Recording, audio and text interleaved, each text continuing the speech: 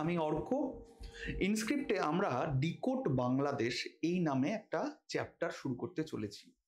ঠিক এই সময়ে এই চ্যাপ্টারটা কেন শুরু করছি তার একদম সাদা বাংলায় উত্তর এই যে আমরা গত কয়েক মাস ধরে জুলাই মাস থেকে, টু বি ভেরি স্পেসিফিক, দেখে এসেছি যে টানা আমাদের এই উপমহাদেশে গুজব, অপতথ্য, প্রাতিষ্ঠানিক মিডিয়ার ইন্ধন, উস্কানি, হিংসা এবং দক্ষিণপন্থী হিন্দুত্ববাদী রাজনীতির যে সক্রিয় বাস্তুতন্ত্র তৈরি হয়েছে তার ভিত্তিটা হলো, তা তৈরি হয়েছে মূলত মানুষের না জানা, তথ্যের অভাব, ডায়লগ, একে অন্যের মধ্যে বিনিময়ের অভাব, এইটাকে কেন্দ্র করে।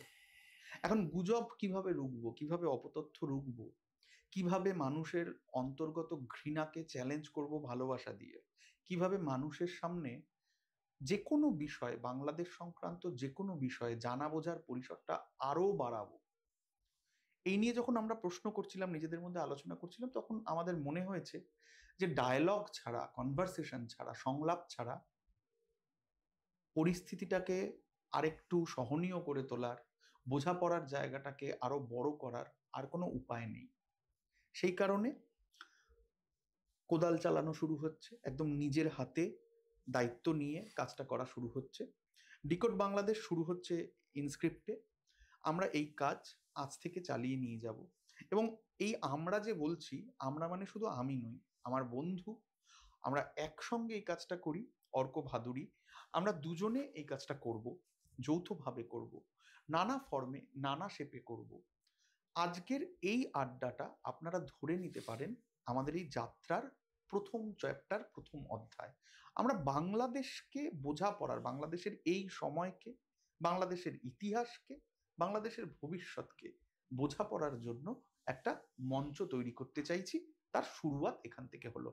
অর্ক, তোমাকে স্বাগত জানাই। এই ধরনের ফর্মাল কথা বলছি না, কারণ তাহলে মানে এটা একটা পারস্পরিক যাত্রা। আমরা শুরু করছি এখান থেকে। কেন শুরু করছি তার একটা বিশদ বর্ণনা আমি দিলাম। আমরা খুব হাতে কলমে বিষয়টা প্রতিদিন উপলব্ধি করছি যে ক্রমাগত কিভাবে ভুল তথ্য, অপতথ্য, সেটা এমন নয় যে এটা মিস ইনফরমেশন, এটা ডিসইনফরমেশন হয়ে উঠছে, মানে খুব উদ্দেশ্য প্রণোদিতভাবে ব্যবহার করা হচ্ছে। এবং এইটা একটা প্রমাণ করার মরিয়া চেষ্টা হচ্ছে যে হাসিনা থাকলেই ভালো হতো। যা হয়েছে মূলত হাসিনা নেই বলেই হচ্ছে। তুমি যদি এই জায়গাটা থেকে আমরা শুরু করি, এটা যদি খোলসা করো যে কারা বলছে হাসিনা থাকতে ভালো হতো এবং কেন বলছে, এটার পেছনে উদ্দেশ্যটা কি, এটার পেছনে চিন্তাটা কি কাজ করছে, এটা যদি তুমি একটু অর্ক, থ্যাংক ইউ। আমরা এই একটা নতুন কাজ শুরু করতে পারছি এবং এটা খুব গুরুত্বপূর্ণ বলে আমার মনে হয়, কারণ ভারত এবং বাংলাদেশের মানুষের সঙ্গে মানুষের যে সম্পর্ক, তার কিন্তু একটা একটা ঐতিহাসিক বন্ধুত্বের জায়গা রয়েছে। এবং এই যে বেঙ্গল বেসিন, এই গোটা যে বাংলা, বড় বাংলা যদি আমরা বলি, মানুষে মানুষে সম্পর্কটা ক্রমশ বিষিয়ে উঠছে। এবং বাংলাদেশে যেরকম প্রচন্ড রকমের ভারত বিদ্বেষ, একইভাবে ভারতেও কিন্তু ভয়ঙ্কর রকমের বাংলাদেশ বিদ্বেষ রয়েছে। আরো মজার কথা কি জানেন, যারা বাংলাদেশি বন্ধুরা যারা দেখছেন আমাদের শো, আপনাদেরকে জানার জন্য বলি, আপনারা তো আমাদেরকে, অর্থাৎ পশ্চিমবঙ্গের যারা বাঙালি, আমাদেরকে ভীষণ গালিগালাজ করেন যে আমরা ভারতীয় বলে। আপনারা অনেকে মনে করেন আমরা বোধহয় শত্রু দেশের বাসিন্দা। তেমনি আমরা যারা ভারতীয় বাঙালি, আমাদেরকে আবার উত্তর ভারতের কোনো কোনো জায়গায় অতি দক্ষিণপন্থীরা বাংলাদেশি বলে গালিগালাজ করেন, যেটাকে কাউ বেল্ট বলা হয়। হ্যাঁ, যেটাকে গো বলা হয় বা কাউ। এবং তুমি আমি অনেক সৌভাগ্যবান যে আমাদের ওয়ার্কার হিসেবে, মজুর হিসেবে সেখানে যেতে হয়নি। মজুর হিসেবে গত কয়েক মাস ওখানে গিয়ে কাজ করেছে এবং মৃতদেহ হয়ে এদেশ, এই রাজ্যে ফিরে এসেছে, এই উদাহরণও আছে। হ্যাঁ, প্রচুর প্রচুর। কাজেই এইটা আমাদের কাছে কিন্তু মানে আমার কাছে খুব মানে ডিস্টার্বিং যে এই দুটি পাশাপাশি দেশ, আরো বলতে পারা যায় পূর্ব এবং পশ্চিমবঙ্গ, দুটো বাংলা, মানুষে মানুষে যেন এতটা বিভাজন তৈরি না হয়। এবারে এই বিভাজন যে গড়ে উঠছে তার পেছনেও কিছু নির্দিষ্ট রাজনৈতিক কারণ রয়েছে, কিছু সামাজিক সমীকরণ রয়েছে। ধর্মের একটা বিরাট ব্যাপার রয়েছে, আর তার চেয়েও বেশি করে রয়েছে ধর্মের রাজনৈতিক ব্যবহার। তো আমরা নিশ্চয়ই ধীরে ধীরে এই সবগুলো বিষয় নিয়ে কথা বলবো। তুমি একদম একদম শুরুতে যেটা বললে যে কারা মনে করছেন যে শেখ হাসিনা থাকলে ভালো হতো, এই প্রশ্নটা খুব কমপ্লেক্স অর্ক। তার কারণ আমি বাংলাদেশকে যতটা চিনি, আমি বাংলাদেশের প্রায় প্রত্যেকটা জেলায় যাওয়ার অভিজ্ঞতা থেকে যতটা জানি, এবং খুব ক্লোজলি বাংলাদেশকে ফলো করার অভিজ্ঞতা থেকে আমার যা আন্ডারস্ট্যান্ডিং, তাতে শুধু 5ই আগস্ট পরবর্তী সময় বলেই নয়, তার অনেক আগে থেকেই বাংলাদেশের সংখ্যাগরিষ্ঠ মানুষ, সিংহভাগ মানুষ, তারা কিন্তু হাসিনার পক্ষে ছিলেন না। আমি তো পরিসংখ্যান দিয়ে এটা প্রমাণ করতে পারবো না, তার কারণ 2014, 2018 ডিসেম্বর এবং 2024 এই বছরের জানুয়ারি, 7ই জানুয়ারি, এই যে তিনটে নির্বাচন, এই তিনটে নির্বাচনেই কিন্তু শেখ হাসিনার আওয়ামী লীগ বিরাট জয় পেয়েছে। এবং এটা তুমি খুব ভালোভাবেই জানো যে গোটা পৃথিবী এই তিনটে নির্বাচনের যে বৈধতাকে খারিজ করেছে এবং বলেছে যে এই তিনটে নির্বাচনে কার্যত ভোট লুট হয়েছে। এর মধ্যে 2014 এবং 2018, 2014 এবং 2024, মানে এই বছরের যে নির্বাচন, এই দুটো নির্বাচন কার্যত প্রহসন ছিল। তার কারণ এই দুটো নির্বাচনে প্রধান বিরোধী দল বিএনপি, জামাতে ইসলামী এবং অন্যান্য রাজনৈতিক দল যেমন কমিউনিস্ট পার্টি, বাংলাদেশের সমাজতান্ত্রিক দল, বাসদ মার্ক্সবাদীর মতো বামপন্থী দলগুলি, তারা প্রত্যেকে, গণসংহতি আন্দোলন, তারা প্রত্যেকে এই নির্বাচনকে বয়কট করেছে। এবং প্রধান বিরোধী দলই যদি নির্বাচনে পার্টিসিপেট না করে, ধরো কংগ্রেস আমাদের সংসদ নির্বাচনে অংশ নিচ্ছে না, বা পশ্চিমবঙ্গের বিধানসভা নির্বাচনে বিজেপি অংশ নিচ্ছে না, তাহলে তো সেই নির্বাচনকে আমি বৈধ বলতেই পারি না, তাই না? কাজেই এইটা একটা ব্যাপার। শেখ হাসিনাকে মানে মানুষ, বাংলাদেশের মানুষ এতখানি অপছন্দ করলেন, এতখানি কার্যত বলা যেতে পারে এতখানি ঘৃণা করলেন। আমি বাংলাদেশে গিয়ে দেখেছি শেখ হাসিনার বিরুদ্ধে আওয়ামী লীগের বিরুদ্ধে একটা একটা মানে দুকুল ছাপানো গণঘৃণা, একদম রিক্সা চালক থেকে শুরু করে বিশ্ববিদ্যালয়ের শিক্ষক পর্যন্ত সর্বস্তরের মানুষের এই ঘৃণা। সেইটার অন্যতম একটা গুরুত্বপূর্ণ কারণ হচ্ছে ভোট লুট করা। তবে আমি একটা মজার ঘটনা শেয়ার করি। আমি গেছিলাম বেড়াতে পোখরায়। সেখানে নেপালে তো প্রচুর বাংলাদেশিরা বেড়াতে যান, তো বেশ কিছু বাংলাদেশি পর্যটক এসেছিলেন। আমি এটা 2019-এর কথা বলছি। তার কিছুদিন আগেই 2018 ডিসেম্বরের ওই একদম সম্পূর্ণ ভোট জালিয়াতির নির্বাচনটা হয়ে গিয়েছে। ওই নির্বাচনে শেখ হাসিনার বিরুদ্ধে একটা অভিযোগ ছিল যে আওয়ামী লীগ ভোটের আগের রাতেই সম্পূর্ণভাবে ছাপ্পা, বুথ দখল, ব্যালট বাক্স ছিনতাই ইত্যাদি সব করে ফেলেছিল। সেই কারণে ওরা যেটা বিদ্রুপ করে বলেন যে এই নির্বাচনটা 2018 সালের নির্বাচনটা ছিল হচ্ছে মধ্যরাত্রের নির্বাচন, মধ্যরাত্রের ভোট লুট। তো আমি যখন ওদেরকে বললাম কি ব্যাপার, আপনাদের নাকি এরকম মাঝরাত্রিরে ভোট হয়, ওনারা হাসছেন এবং ওনারা কার্যত বিদ্রুপ করছেন শেখ হাসিনাকে। এবং তারপরেও মানে পৃথিবীর যে প্রান্তেই আমার, শুধু বাংলাদেশে নয়, যে প্রান্তেই আমার বাংলাদেশি মানুষের সঙ্গে দেখা হয়েছে, সেটা লন্ডনের হোয়াইট চ্যাপেলে হতে পারে, ব্রিক লেনে হতে পারে, মিউনিকে হতে পারে, ভিয়েনায় হতে পারে, অধিকাংশ বাংলাদেশি তারা কিন্তু এই যে একটা সম্পূর্ণ ভোট চুরি করে একটা দল পরপর 3টে টার্মে তারা ক্ষমতায় রইল, এটাকে তারা প্রচন্ড ধিক্কার জানিয়েছে। কিন্তু কথা হলো, তাহলে হাসিনাই ভালো ছিল, এই প্রচারটা তাহলে কোথা থেকে আসছে? এই একটা ইন্টারফেয়ার করার লোভ সামলাতে পারছি না। সেটা হলো, আমরা খুব বুঝে শুনে বাংলাদেশে যখন নির্বাচন চলছে তখন একদিন হিরো আলমের একটা ইন্টারভিউ, আচ্ছা, সে যেহেতু প্রার্থী ছিল, হিরো আলম আমাদের অনুষ্ঠানে, আমার সঞ্চালনায় অনুষ্ঠানে এসে বসে বলেন ওই নৌকার বিরুদ্ধে দাঁড়ানোর জন্য তাকে এবং তার বিভিন্ন চেনা বন্ধুদের কাকে কত টাকা অফার করা হয়েছে নৌকার তরফ থেকে।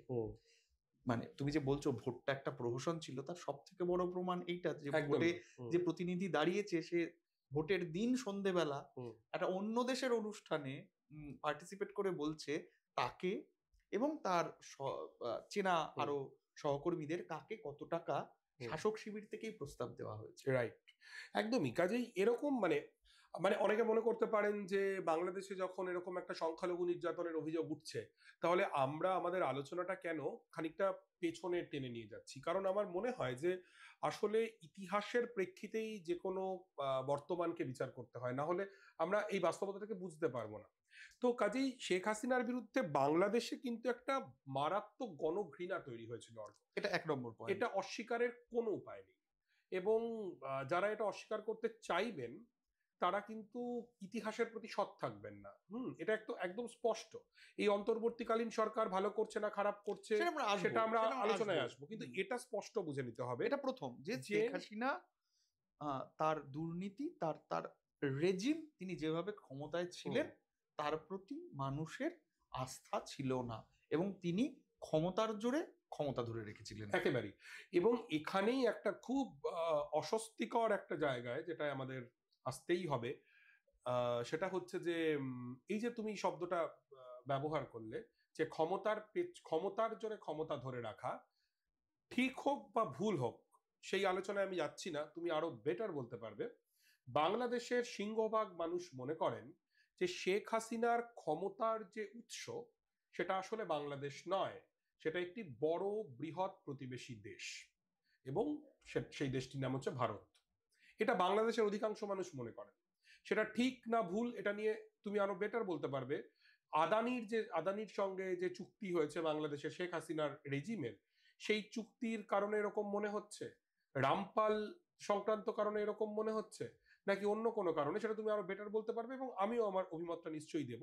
কিন্তু মোদ্দা কথা, বাংলাদেশের মানুষ এটা বিশ্বাস করেন যে ভারতের সমর্থন পুষ্ট একটা রেজিম ছিল হচ্ছে আওয়ামী লীগ রেজিম, এবং সেই জায়গা থেকে খুব দুঃখজনক এবং এটা খুব যন্ত্রণার, খুব কষ্টের যে বাংলাদেশের মানুষের আওয়ামী লীগ বিরোধিতা আসলে ভারত বিরোধিতার সঙ্গে একাকার হয়ে যাচ্ছে। এটা ঠিক নয়, কারণ ভারত মানে, বাংলাদেশের মানুষ নিশ্চয়ই বুঝবেন, ভারত মানে শুধু ভারত রাষ্ট্র নয়, ভারত মানে ভারতের জনগণ, আমরাও। আমার মনে হয় এটা খুব সহজে একটা ফ্রেম করা যায় যে ভারতের পররাষ্ট্রনীতির বিরোধিতা করতে গিয়ে কোথাও পা পিছলে, যে পা পিছলে পড়ারও সঙ্গত কারণ রয়েছে, পা পিছলে ভারত মানে প্রতিবেশী দেশের মানুষের বিরোধিতা হয়ে যাচ্ছে।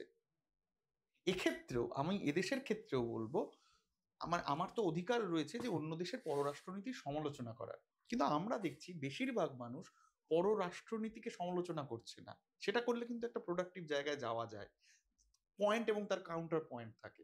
এটা হয়ে যাচ্ছে একটা গণঘৃণা, যে আমি বাংলাদেশের প্রতিটি মানুষকে ঘৃণা করি, এবং আমি বলতে চাই যে বাংলাদেশ যেন এখানে এসে চিকিৎসা না পায়, এখানে এসে সুবিধা না পায়। ওই পয়েন্টটাও আসবো যে চিকিৎসা পাওয়া এই সংক্রান্ত যে ডিসকোর্স, যে লোকজনের যে মতামত এবং প্র্যাকটিক্যাল অভিজ্ঞতাগুলি বাংলাদেশের লোকজনের কি, সেটাতেও আসবো।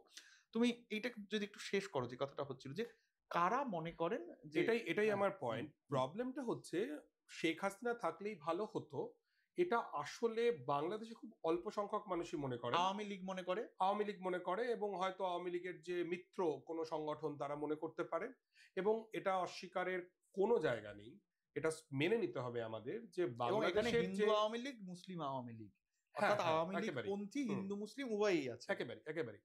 এবং আর এটাও অস্বীকারের কোনো জায়গা নেই, সেটা আওয়ামী লীগ বিরোধী রাজনীতি যারা বাংলাদেশে করেন তাদের ভাবতেই হবে, ভীষণভাবে ভাবা দরকার, যে বাংলাদেশের হিন্দু ধর্মাবলম্বীদের মধ্যে একটা বিরাট অংশ তারা কিন্তু আওয়ামী লীগের সমর্থক। ঠিক, হ্যাঁ, কেন? তার কারণ তারা হাসিনাকে কোথাও গিয়ে তুলনামূলক লিবারেল বলে মনে করেন, সেকুলার বলে মনে করেন। হাসিনার ওই একটা সেকুলার মুখ রয়েছে, যেটা আমরা ডিবাঙ্ক করব। হাসিনা কি সেকুলার ছিলেন সেটা আমরা আমাদের একেবারে, মানে আমরা সেটা আলোচনায় আমরা আনবো নিশ্চয়ই, যে হাসিনার আমলেও ব্যাপক সংখ্যালঘু নির্যাতন হয়েছে, কিন্তু যেটা খুব ইম্পর্টেন্ট যে বাংলাদেশের আওয়ামী লীগ বিরোধী রাজনৈতিক দলগুলো যে কোনো কারণেই হোক, তারা বড় সংখ্যক হিন্দু জনগোষ্ঠীর আস্থার জায়গায় পৌঁছতে পারেনি।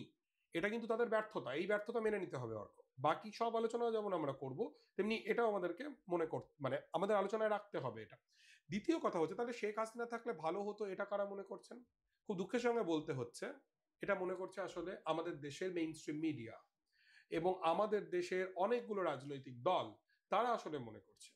কিন্তু সত্যি কথা বলতে, আমরা শেখ হাসিনার সমর্থক হতে পারি, বিরোধিতা করতে পারি, আমরা খালেদা জিয়া বা অন্য কোনো রাজনৈতিক দলের সমর্থন করতে পারি, বিরোধিতা করতে পারি, কিন্তু বাংলাদেশে কি তথ্যগতভাবে হবে? এটাকে কি প্রমাণ করা যায় যে হাসিনা থাকলে ভালো হতো? এই যে মিডিয়া যে মনে করছে, বা সাদা মিডিয়ার মধ্যে আমি একটু মানে এটা যেহেতু ডায়ালগ, আমি তাই ইন্টারফেয়ারও করছি। হুম, আহ, এই যে তুমি বলছো মিডিয়া মনে করছে এবং সোশ্যাল মিডিয়াও মনে করছে, কিন্তু এই মনে হওয়াটা কিন্তু শুধুমাত্র মনে হওয়া, এবং এটা মিডিয়ার কাজ হতে পারে না যে নিজের মনে হওয়াটাকে হুম, মানুষের মনে বিশ্বাস আকারে প্রতিস্থাপন করা। অর্থাৎ এগুলো ফ্যাক্ট বেসড কিছু নয়, those those things are perception based. মিডিয়ার একাংশ যারা মিডিয়া আমার তোমার মতোই কাজ করতে যায়, হুম, তারা এটা মনে করছে, হুম। এবং তাদের কর্তৃপক্ষের বরাভয় আছে বলে তারা সেই মনে হওয়াটাকে মানুষের মনে প্রতিস্থাপন করে দিচ্ছে somehow। Exactly, exactly. এবং আমিও তোমার কাছ থেকে মানে জিজ্ঞেস করব, তার আগে আমি আমার এটা শেষ করে নিই, যে তাহলে এটা মনে করছে কারা? এটা মনে করছে ইন্ডিয়ান মিডিয়া, মনে করছে ইন্ডিয়ার মেইন স্ট্রিম সংসদীয় প্রায় সবকটা রাজনৈতিক দল, যে হাসিনা থাকলে ভালো হতো। বাংলাদেশের মানুষের কাছে এটা একটা অস্বস্তিকর পরিবেশ তৈরি করছে। তার কারণ, এই হাসিনা থাকলে যে ভালো হতো, এটা কার ভালো? এই প্রশ্নটা কিন্তু উঠে আসছে, যে এটা কি কোনো প্রতিবেশী দেশের ভালো, নাকি এটা বাংলাদেশের জন্য ভালো, বাংলাদেশের অধিকাংশ জনগণের জন্য ভালো? বাংলাদেশি হিন্দুদের জন্য ভালো। এইরকম প্রশ্নগুলো কিন্তু আসলে আসবে। এবং এটা যেহেতু একটা ডায়ালগ, এবং আমিও মানে তুমি একটু আগেই বলছিলে যে আমরা কেউ গেস্ট নই, কেউ হোস্ট নই, তো আমরা দুজনে গল্প করছি, আমরা আমরা আমরা একে অন্যের ভাবনাটা যেমন বুঝতে চাইছি, তেমনি যদি আমাদের ভাবনার কোনো সীমাবদ্ধতা থাকে আমরা সেটাও বোঝার চেষ্টা করব। তো আমি তোমায় যদি একটু জিজ্ঞেস করি অর্ক, যে এই যে হাসিনা থাকলেই ভালো হতো, এটাকে কি এইভাবে পড়া যায় যে হাসিনা থাকলে আসলে গৌতম আদানির ভালো হতো? এটা নিয়ে তোমার একটা বিশদে কাজ রয়েছে, তো এটা যদি একটু বলো। আহ, মানে আসলে একই প্রশ্নের উত্তর দিচ্ছি। হুম, তুমি যে প্রশ্নের উত্তর দিলে আমিও সেই প্রশ্নের উত্তর দিচ্ছি। আমি আমার একটা পার্সপেক্টিভ এখানে শুধু অ্যাড অন করবো। হাসিনা থাকলে কার ভালো হতো? এর এক কথায় উত্তর, গৌতম আদানির ভালো হতো। সেটা কে চেয়েছিল এবং কিভাবে তার প্রমাণ আমরা পাচ্ছি, সেটা হলো যে গৌতম আদানি 2015 সালে নরেন্দ্র মোদী যেবার প্রথম বাংলাদেশ সফরে গেলেন, তারপরই সেইখান থেকেই তিনি বাংলাদেশ সফরে যে যৌথ বিবৃতি, সেই যৌথ বিবৃতিতে বলা হয় যে বিদ্যুৎ নিয়ে বাংলাদেশে কাজের কিছু সুযোগ রয়েছে এবং ভারতবর্ষ সেটা সেটা পার্টিসিপেট করতে চায়। মনে রাখতে হবে, এই বাংলাদেশের মতো কেনিয়া, তানজিনিয়া, শ্রীলঙ্কা, ইসরায়েল, এরকম বহু দেশে নরেন্দ্র মোদী সফর করেছেন এবং এক একটা স্কোপ বা ওপিনিয়ন যে এই সেক্টরে আমরা যৌথভাবে কাজ করতে পারি, এই প্রতিশ্রুতি দিয়েছেন। তারপরই দেখা গেছে যে সেখানে আসলে প্রবেশ করছেন গৌতম আদানি বা তার গোষ্ঠী। এখন কথা হচ্ছে, এটাকে ক্রনি ক্যাপিটালিজম বলে। আমরা জানি যে ভাই বেরাদারি পুঁজিবাদ, আগে দাদা যায়, দাদা প্লান্ট করে আসেন, তারপর ভাই যান। মানে এটা পুঁজিবাদের একটা ধরন, পুঁজিবাদের বিকাশের। কথাটা হলো যে এর আগেও কিন্তু উম, আহ, মহাত্মা গান্ধী থাকতেনই একজন পুঁজিপতির বাড়ি। হ্যাঁ, কাজেই আহ, আহ, যারা ক্ষমতায় থাকেন, যারা রাজনীতি করেন, তাদের সঙ্গে পুঁজিবাদীদের সম্পর্ক আহ, থাকবে, এটা খুব অস্বাভাবিক ঘটনা নয়। মানে কেউ তো প্রশ্ন করতে পারে, তোমার কেন অসুবিধে গৌতম আদানি গেলে? আসলে তো শিল্প হচ্ছে, আসলে তো ব্যবসা হচ্ছে, আমাদের দেশের লাভ হচ্ছে। অসুবিধাটা হলো, গৌতম আদানি একজন অলিগার্ক। তিনি ভারতবর্ষের মানে মানে বহু ধরনের, অলিগার্ক যাকে বলে, বহুবিধ ব্যবসায় জড়িত, এবং তার যে র্যাপিড উত্থানটা হয়েছে সেটা একটা মিলিজুলি উত্থান। আমি একটু পেছন থেকে ব্যাপারটা বলছি তোমায়। হ্যাঁ, 2003 সালে গোধরা কাণ্ডের ওই হুম, ওই প্রেক্ষাপটে নরেন্দ্র মোদীর দলকে, তখনকার গুজরাটের মুখ্যমন্ত্রী নরেন্দ্র মোদী এবং তার দলের আহ, নানা লোকজনকে, তাদের সঙ্গে ভারতীয় বণিক গোষ্ঠী সম্পর্কটা ত্যাগ করেছিল, অনেকেই সরে এসেছিল এবং ওই সরকারের ফেস লস হয়েছিল। ঠিক সেই সময় থেকে গৌতম আদানি নরেন্দ্র মোদীর হাত ধরেন এবং একটা বিকল্প ব্যবস্থা গড়ে তোলার কাজ সে সময় থেকে শুরু হয়। ইমেজ মেকওভার বলতে আমরা এখনকার পেশাদারি পোশাকি ভাষায় যা বুঝি, ইমেজ মেকওভারটা তখন থেকে শুরু হয় এবং সেটা চলতে থাকে। ভাইব্রেন্ট গুজরাট বলে যে প্রকল্পটা, সেই প্রকল্প কিন্তু মোদি আদানির একটা প্রথম যৌথ প্রয়াস। তাতে গুজরাটে উন্নয়নমূলক কিছু কাজ হয়েছে এবং একে অপরের ঘনিষ্ঠতা, বন্ধুত্ব বেড়েছে। তোমার নিশ্চয়ই মনে আছে যে প্রধানমন্ত্রী নরেন্দ্র মোদী তার সঙ্গে গৌতম আদানির বিমান চলাচলের ছবি আমরা Exactly. দেখেছি। যে বিমানটা থেকে প্রধানমন্ত্রী বিজয়ের পর নেমেছেন সেই বিমানটাই আদানিদের। একদম এটা ভারতবর্ষের ইতিহাসে কখনো দেখা যায়নি একটা বেসরকারি বিমানে কোনো প্রধানমন্ত্রী মানে প্রধানমন্ত্রী হয়েছেন, তিনি আসছেন। কিন্তু অর্ক, এর সঙ্গে শেখ হাসিনা এবং বাংলাদেশ সম্পর্ক এগোচ্ছি। এইবার ওই যেমন বলছিলাম জিম্বাবুয়ে, শ্রীলঙ্কা, ইসরায়েল প্রধানমন্ত্রী সফর করেছেন, একটা স্কোপের কথা বলেছেন। প্রধানমন্ত্রী বলে এলেন যে আমাদের এরকম একটা স্কোপ আছে। তারপরেই গোড্ডায় একটা প্লান্ট তৈরি করা শুরু হলো, আদানি গোষ্ঠী একটা প্লান্ট তৈরি করা শুরু করলো। প্লান্ট যেভাবে তৈরি হয়, জমি নেওয়া হয়, তারপর আস্তে আস্তে এগোনো হয়। এই জমিটা যখন নেওয়া হচ্ছে গোড্ডায়, সেই জমিটা নেওয়ার জন্য আদিবাসীদের বাস্তুচ্যুত করা হয়, যেটা আদানি গোষ্ঠী বহু জায়গায় করেছে। এবং তাই নিয়ে ইন্ডিয়া স্পেডে বিস্তারিত কাজ আছে, অনেকে কাজ করেছেন যে কিভাবে জমিতে ফেন্সিং করার জন্য আদিবাসীদের কবরও খোঁড়া হয়েছে। ওরা হাতে পায়ে ধরে আদানি গোষ্ঠীর প্রতিনিধিদের বলেছে আমাদের পূর্বপুরুষের কবর, এটা খুঁড়বেন না, কথা শোনা হয়নি। তাদের টাকা দিয়ে মুখ বন্ধ করা হয়েছে, নানা রকম চাপ দেওয়া হয়েছে। এটা প্রথম পয়েন্ট। ওখানে একটা জমি নেওয়ার সময় সেই জমি নেওয়ার কতগুলো শর্ত থাকে। ওটাকে শেষ করিডোর কখন তৈরি হয়? যখন অনেকগুলো গোষ্ঠীর জন্য একটা অর্থনৈতিক করিডোর, অর্থাৎ একটা পরিকাঠামো সরকার সস্তায় দিচ্ছে যাতে দেশের নানা বণিক গোষ্ঠী সেখানে কাজ করতে পারে। এই শেষ করিডোরটা কিন্তু শুধু আদানি গোষ্ঠীর জন্য তৈরি হয়েছে। এবং এই শেষ করিডোরটা এখানে তৈরি হওয়ায় গোড্ডায় আদানি গোষ্ঠী বিদেশ থেকে যেসব জিনিসপত্র এনেছে তাতে প্রভূত কর ছাড় পেয়েছে, কার্বন সেস পেয়েছে। গোড্ডার এই তাপবিদ্যুৎ কেন্দ্রের যে কয়লা, সেই কয়লাটা আসে অস্ট্রেলিয়ার কারমাইকেল খনি থেকে।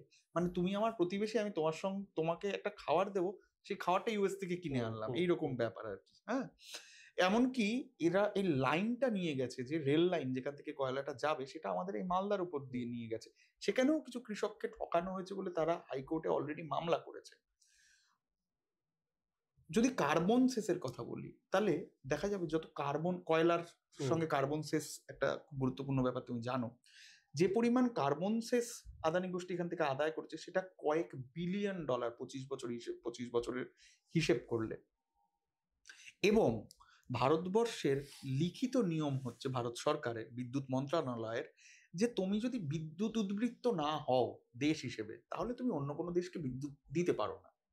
তো 2024 পর্যন্ত ভারতবর্ষ বিদ্যুৎ উদ্বৃত্ত দেশ নয়। তার মানে কোনো বেসরকারি প্লেয়ার আইনত এই বিদ্যুৎ বিক্রি করতে পারে না বাইরের দেশকে। এই নিয়মটাকে টুইক করা হয়েছে শুধুমাত্র আদানি গোষ্ঠীকে এই বিদ্যুৎটা দিতে সাহায্য করার জন্য। এবং এরপরেও আরেকটা ব্যাপার রয়েছে, সেটা হলো রাজ্য সরকার, ঝাড়খণ্ডের যে রাজ্য সরকার, তাদের একটা লিখিত নিয়ম আছে। সেটা হলো তার রাজ্যে যদি কেউ বিদ্যুৎ উৎপাদন করে, তাহলে তাকে 25% বিদ্যুৎ তার রাজ্যকে আগে দিতে হবে, তারপর বাকিদের দেবে। আদানি গোষ্ঠী একটা চুক্তিতে ঝাড়খণ্ড সরকারকে বলে যে আমরা এই 25% অন্য কোনো ভাবে আপনাদের দেব, কিন্তু এটা আমরা 100%ই বাংলাদেশকে দেব। কিন্তু এই অন্য কোনো ভাবেটা কি, সেটা কিন্তু ঝাড়খণ্ড সরকারকে আজ পর্যন্ত আদানি গোষ্ঠী জবাব দিতে পারেনি। ওরা 2000 একর জমি চেয়েছিল, 917 একর জমি ওরা প্রথমে পায়। এবং তারপর সেইগুলোকে ঘেরার কাজ চলে, সেই গ্রামগুলোকে বিদ্যুৎহীন করে দেওয়া হয়।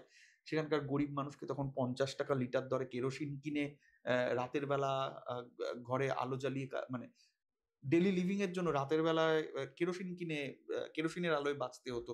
এসব খবরে উঠে এসেছিল, মেন স্ট্রিম মিডিয়া তখন এটা দেখায়নি। সব থেকে বড় বিশ্বাসঘাতকতা হলো, তার মানে একদিকে দেখা গেল ভারতের সঙ্গে বিশ্বাসঘাতকতা হয়েছে, এর থেকেও বড় বিশ্বাসঘাতকতা হলো বাংলাদেশকে এই বিদ্যুৎ যে দামে বিক্রি করা হয়েছে, সেটা হলো বাংলাদেশের যে দামে বিদ্যুৎ পাওয়ার কথা, বাংলাদেশ যে দামে বিদ্যুৎ কিনত তার 1.5 গুণ। এবং ভারতবর্ষের অন্য কোনো বেসরকারি গোষ্ঠী থেকে বাংলাদেশ যদি বিদ্যুৎ নিত, তাহলে যে দাম পড়তো তার 3 গুণ। মানে এই বিদ্যুৎটাই যদি অন্য কোনো প্লেয়ার দিত, তাহলে এর 3 ভাগ দামে দিত। তাহলে কথা হচ্ছে, এটা তো মানে একসঙ্গে ভারতের জনগোষ্ঠীর ক্ষতি করা, ভারতের ভূমিপুত্র আদিবাসীদের ক্ষতি করা, আবার বাংলাদেশেরও তামাম বাংলাদেশি, হিন্দু, মুসলমান, বৌদ্ধ, চাকমা সব বাংলাদেশিদের ক্ষতি করা, তার উপর একটা বিরাট অর্থের বোঝা চাপিয়ে দেওয়া। হাসিনা চলে গেছেন, কিন্তু তিনি এই আর্থিক বোঝাটা চাপিয়ে দিয়ে হুম। গিয়েছেন। আমি দেখছিলাম যে এই চুক্তি বাতিল নিয়ে অলরেডি আলোচনা শুরু হয়েছে। হ্যাঁ, এই চুক্তিটা ওরা বাংলাদেশে বিদ্যুৎ ঘাটতি আছে, বাংলাদেশের বিদ্যুৎ লাগবে, এই কথাটা হুম। সত্য। কিন্তু এই চুক্তিটায় কারা জড়িত, হুম। এবং আমি এখন পুরোটা বলতে চাই না, আমরা আনফোল্ড করব, আমি শুধু তোমাকে একটা ইঙ্গিত দিয়ে রাখি। একই বলতে চাই না এই কারণে যে বিষয়টা এখনো আনফোল্ড হয়নি, হুম। বিষয়টা আমি প্রসেসের মধ্যে আছি, তাই খুব বেশি বলতে পারবো না। শুধু আদানি নয়, আম্বানিকেও বাংলাদেশের উপর চাপিয়ে দেওয়া হয়েছে। আমাদের এই ভিডিওটা যখন হচ্ছে তার আগে আমি নিশ্চিতভাবে বলছি, বাংলাদেশেরও, এদেশের তো বটেই, ৮০% মানুষই আম্বানি মানে আসলে বোঝে মুকেশ আম্বানি। হুম। তোমাকে আমি শুধু তথ্যের খাতিরে জানিয়ে রাখি, ভারতে সেবি যে সংস্থাকে ব্লক করেছে কিছুদিন আগে শেয়ার বাজারে ফ্রড করার জন্য, নিজেদের বন্ড বেশি দামে বিক্রি করার জন্য, আরো নানা রকম জালিয়াতির জন্য, যে সংস্থা কার্যত নিজেদের দেউলিয়া ঘোষণা করেছে বারবার, সেই সংস্থাকে বাংলাদেশের উপর চাপিয়ে দেওয়া হয়েছে। তার নাম রিলায়েন্স পাওয়ার। যে সংস্থার মালিক মুকেশ আম্বানি নন, যে সংস্থার মালিক অনিল আম্বানি, যিনি ব্যাংক ফ্রড নামে পরিচিত, যে গোষ্ঠী ব্যাংক ফ্রড নামে পরিচিত, যে গোষ্ঠী বারবার ঋণ খেলাপি হিসেবে তাকে জবাবদিহি করতে হয়েছে, যে গোষ্ঠী কার্যত নিজেকেই দেউলিয়া ঘোষণা করেছে, যে গোষ্ঠীকে বারবার ভারত সরকার, মোদী সরকারের বিরুদ্ধে অভিযোগ যে গোষ্ঠীর বিরুদ্ধে পক্ষপাত করার। কিরকম পক্ষপাত, ছোট্ট উদাহরণ দিয়ে আমরা সাম্প্রতিক জায়গায় পৌঁছবো। ভারতবর্ষের হল বলে একটা সংস্থা রয়েছে, হিন্দুস্তান অ্যারোনটিক্স লিমিটেড, অত্যন্ত কার্যকরী সংস্থা, তার প্রমাণ শেয়ার বাজার। সংস্থা লাভজনক না হলে শেয়ার বাজারে সেই সংস্থার শেয়ার প্রাইসটা ওঠে না। কার্যকরী সংস্থা এবং ভারত সরকারের সংস্থা, মনে রাখতে হবে। তার বিরোধিতা করা দেশ বিরোধিতা করা, আজকের ভাষায় বলা যায়, তাই তো? সরকারি সংস্থা, তার সঙ্গে তো সরকারি প্রতিনিধিরা বিশ্বাসঘাতকতা করতে পারেন না। কিন্তু রাফাল বিমানটা যখন কেনা হলো, আমাদের এখানে আমরা তথ্য প্রযুক্তির জায়গা থেকে নানাভাবে পিছিয়ে আছি। আমরা রাফাল বিমানটা তৈরি করতে পারিনি। রাফাল বিমানটা তৈরি হয়েছে ফ্রান্সে, আমরা সকলে জানি, আমি সেই বিস্তারিত ব্যাপারে যাচ্ছি না, কিন্তু বিমানটা অ্যাসেম্বলিংটা আমাদের দেশে হয়েছে।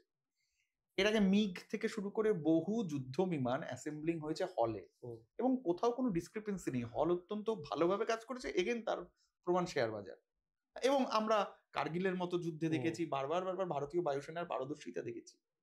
কিন্তু এই রাফাল বিমান অ্যাসেম্বলিং করার দায়িত্ব দেওয়া হয়েছে এই দেউলিয়া অনিল আম্বানি সংস্থাকে, দিয়েছে মোদী সরকার, এবং তার জন্য তাকে জমিও পাইয়ে দেওয়া হয়েছে। তাহলে যে কাজটা হল করতে পারে, যে কাজটা অনেক কম দামে আমাদের নিজস্ব ইউনিট, নিজস্ব প্রতিনিধি দিয়ে করা হয়, আজকে সেই কাজটা আমি বাইরের একটা বেসরকারি ইউনিটকে দিয়ে করাবো কেন? এটা একটা ক্রনিক ক্যাপিটালিজম, মিলিজুলি ভাই বেরাদারির সম্পর্ক, এবং তার জন্য কম্প্রোমাইজ কাকে করতে হয়েছে? অর্থাৎ এটা দেশের স্বার্থ বিরোধী। ঠিক তেমন এটা বাংলাদেশেরও গণমানুষের স্বার্থ বিরোধী। ফলে আজ যখন হাসিনা নেই, তার মানে আদানি চুক্তিটা নড়বড়ে হয়ে যাচ্ছে। তার মানে কোথাও গিয়ে আদানি গোষ্ঠীর সঙ্গে যার সম্পর্ক, যে আদানিকে বাংলাদেশের উপর চাপিয়েছে বিজেপি সরকার, তারাও একটা কোথাও গিয়ে চাপে পড়ছে। তাদের একটা কম্পালশন আছে আদানির কাছে। কম্পালশন আছে বলেই ইসরায়েলের মতো দেশের সঙ্গে ভারতবর্ষ মানে সরাসরি যুদ্ধাস্ত্রের চুক্তি করেছে। আদানি এবং ইসরায়েলের একটি প্রথম সারির যুদ্ধাস্ত্র নির্মাতা কোম্পানি একসাথে কাজ করছে, এবং কাজ করছে বলেই, কম্পালশনটা ভেবে দেখো অর্ক, এরা একসাথে কাজ করছে বলেই ভারতবর্ষ এই প্রথম তার প্যালেস্তাইন পলিসি পাল্টে ফেলেছে। গান্ধী থেকে শুরু করে ভারতবর্ষের তামাম নেতা প্যালেস্তাইন নিয়ে যে মতামত দিয়েছেন, যেভাবে আউটস্পোকেন হয়েছে, আজকে ভারত সরকার তা নয়। তার কারণ কিন্তু আসলে আদানি এবং ইসরায়েলের সম্পর্ক। এই চুক্তিটা বাতিল হোক ভারত সরকার চায় না, ঠিক যেমন ভাবে গোড্ডা প্রকল্পটা বাতিল হোক ভারত সরকার চায়নি। ফলে বিজেপির পছন্দের সরকার, বলা ভালো, এই হাসিনার যে কনসার্নটা, সেই কনসার্নটা আসলে বিজেপির সিস্টার কনসার্ন।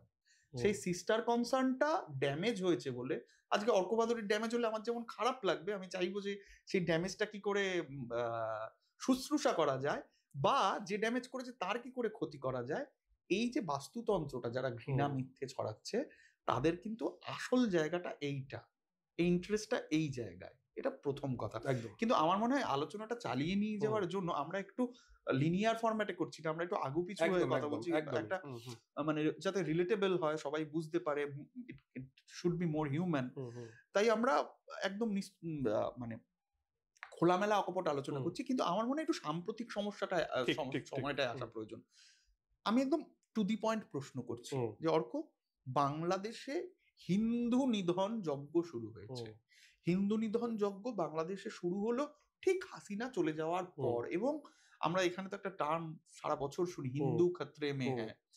বাংলাদেশে এই জায়গাটাকে তুমি কিভাবে কমব্যাট করবে? মানে সোশ্যাল মিডিয়া যা বলছে, প্রাতিষ্ঠানিক মিডিয়া যা বলছে, সেটা সত্য হলে সেটার কত শতাংশ সত্য, এটা যদি তুমি তুলে ধরো। এটা না খুব ইন্টারেস্টিং একটা বিষয়, যে বাংলাদেশে মানে এমন ভাবে দেখানো হচ্ছে যে 5ই আগস্টের পর থেকেই বাংলাদেশে হিন্দুদের ওপর হওয়া নির্যাতনটা বিপুল পরিমাণে বেড়ে গেছে। ঠিক আছে, মানে এর আগে পর্যন্ত হিন্দুরা খুব সুখে শান্তিতে ছিলেন, বা যেটা তারা বলতে, যারা এতটা বলছেন না তারা অন্তত এটা বলছেন যে হিন্দুদের ওপর নির্যাতন চিরকালই ছিল, কিন্তু আওয়ামী লীগ চলে যাওয়ার পরে এই হিন্দুদের ওপর যারা নিপীড়ন করেন সেই নিপীড়ক ধর্মীয় মুসলিম মৌলবাদী শক্তিগুলো ভীষণ সক্রিয় হয়ে উঠেছে, এরকম একটা বয়ান ব্যাপকভাবে প্রচার করা হচ্ছে। অর্ক, আমি সরাসরি বলতে চাই যে এটা সত্যি কথা বলা হচ্ছে না, এটা মিথ্যে কথা বলা হচ্ছে, একদম স্পষ্ট। তার মানে কি এইটা যে বাংলাদেশে হিন্দু নির্যাতন হচ্ছে না? কখনো না, অবশ্যই হচ্ছে।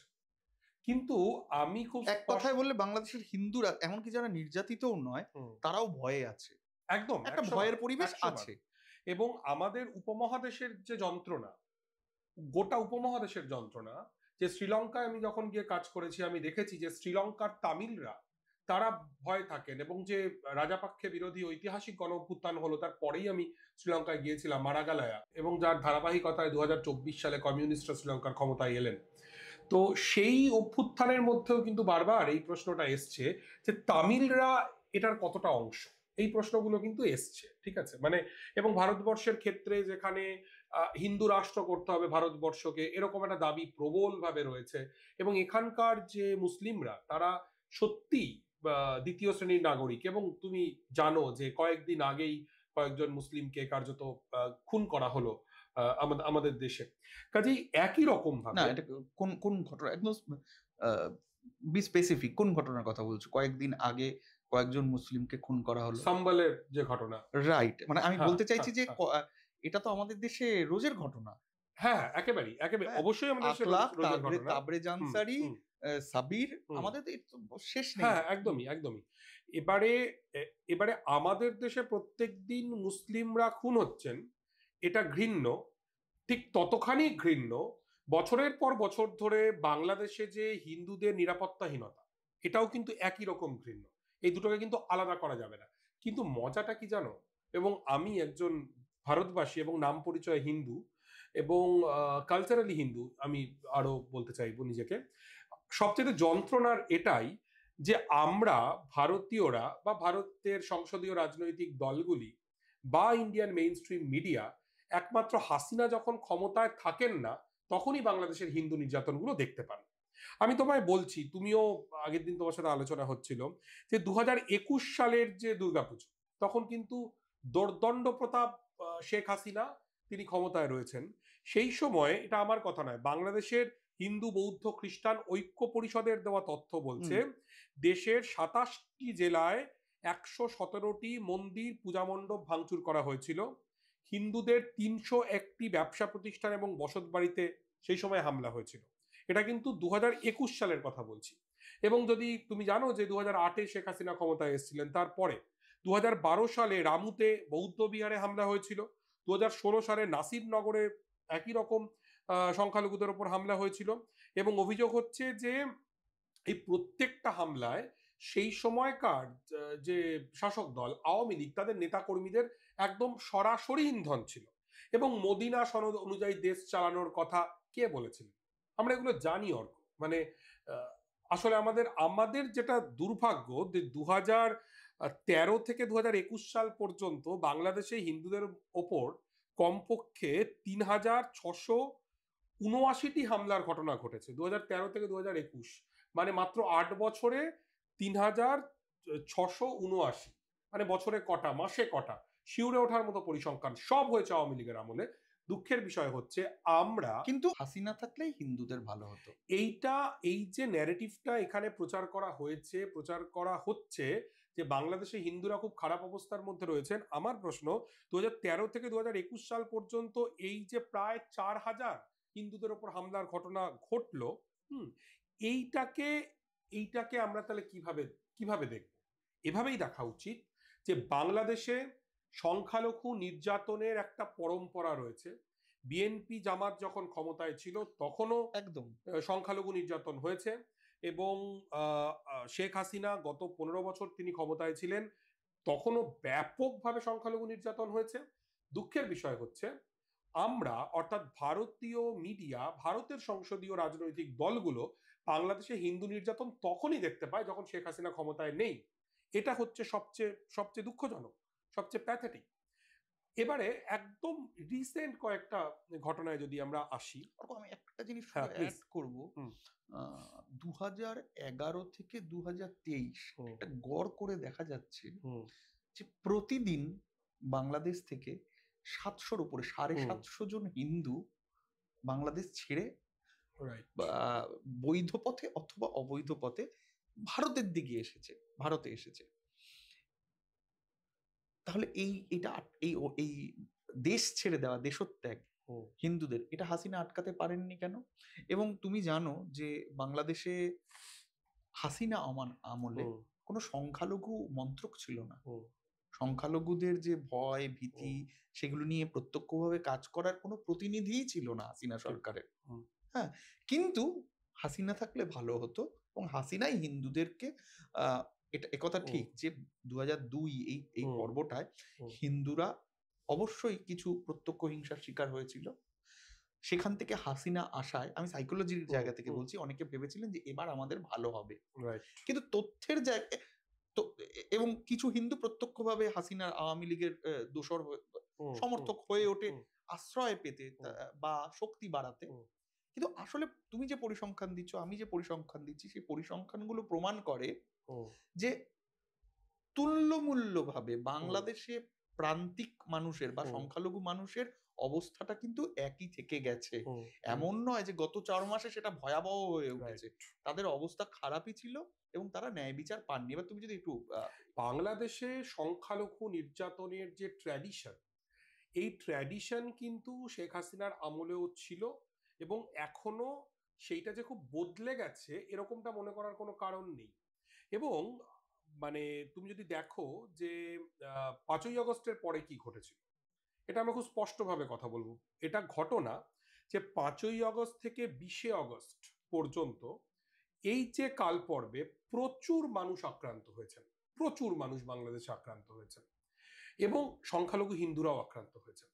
আমি অধ্যাপক আনু মোহাম্মদের সাথে কথা বলছিলাম, জাহাঙ্গীরনগর বিশ্ববিদ্যালয়ের সাবেক অধ্যাপক, এবং অধ্যাপক আনু মোহাম্মদ আমাকে বলছিলেন যে কারা 5ই আগস্টের পরে প্রত্যক্ষভাবে এই হিংসের ঘটনাগুলো ঘটালেন।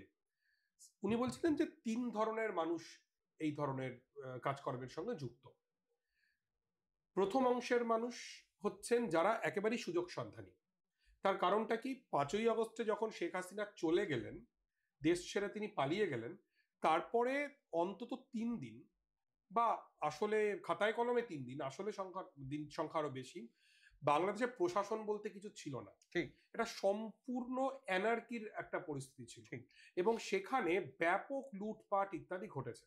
71-এর মুক্তিযুদ্ধের ঠিক পরেও একই ঘটনা ঘটেছিল। তুমি যদি পুরনো আলোচনায় আসো তাহলে আমরা সেই আলোচনায় আমরা আসতে পারি।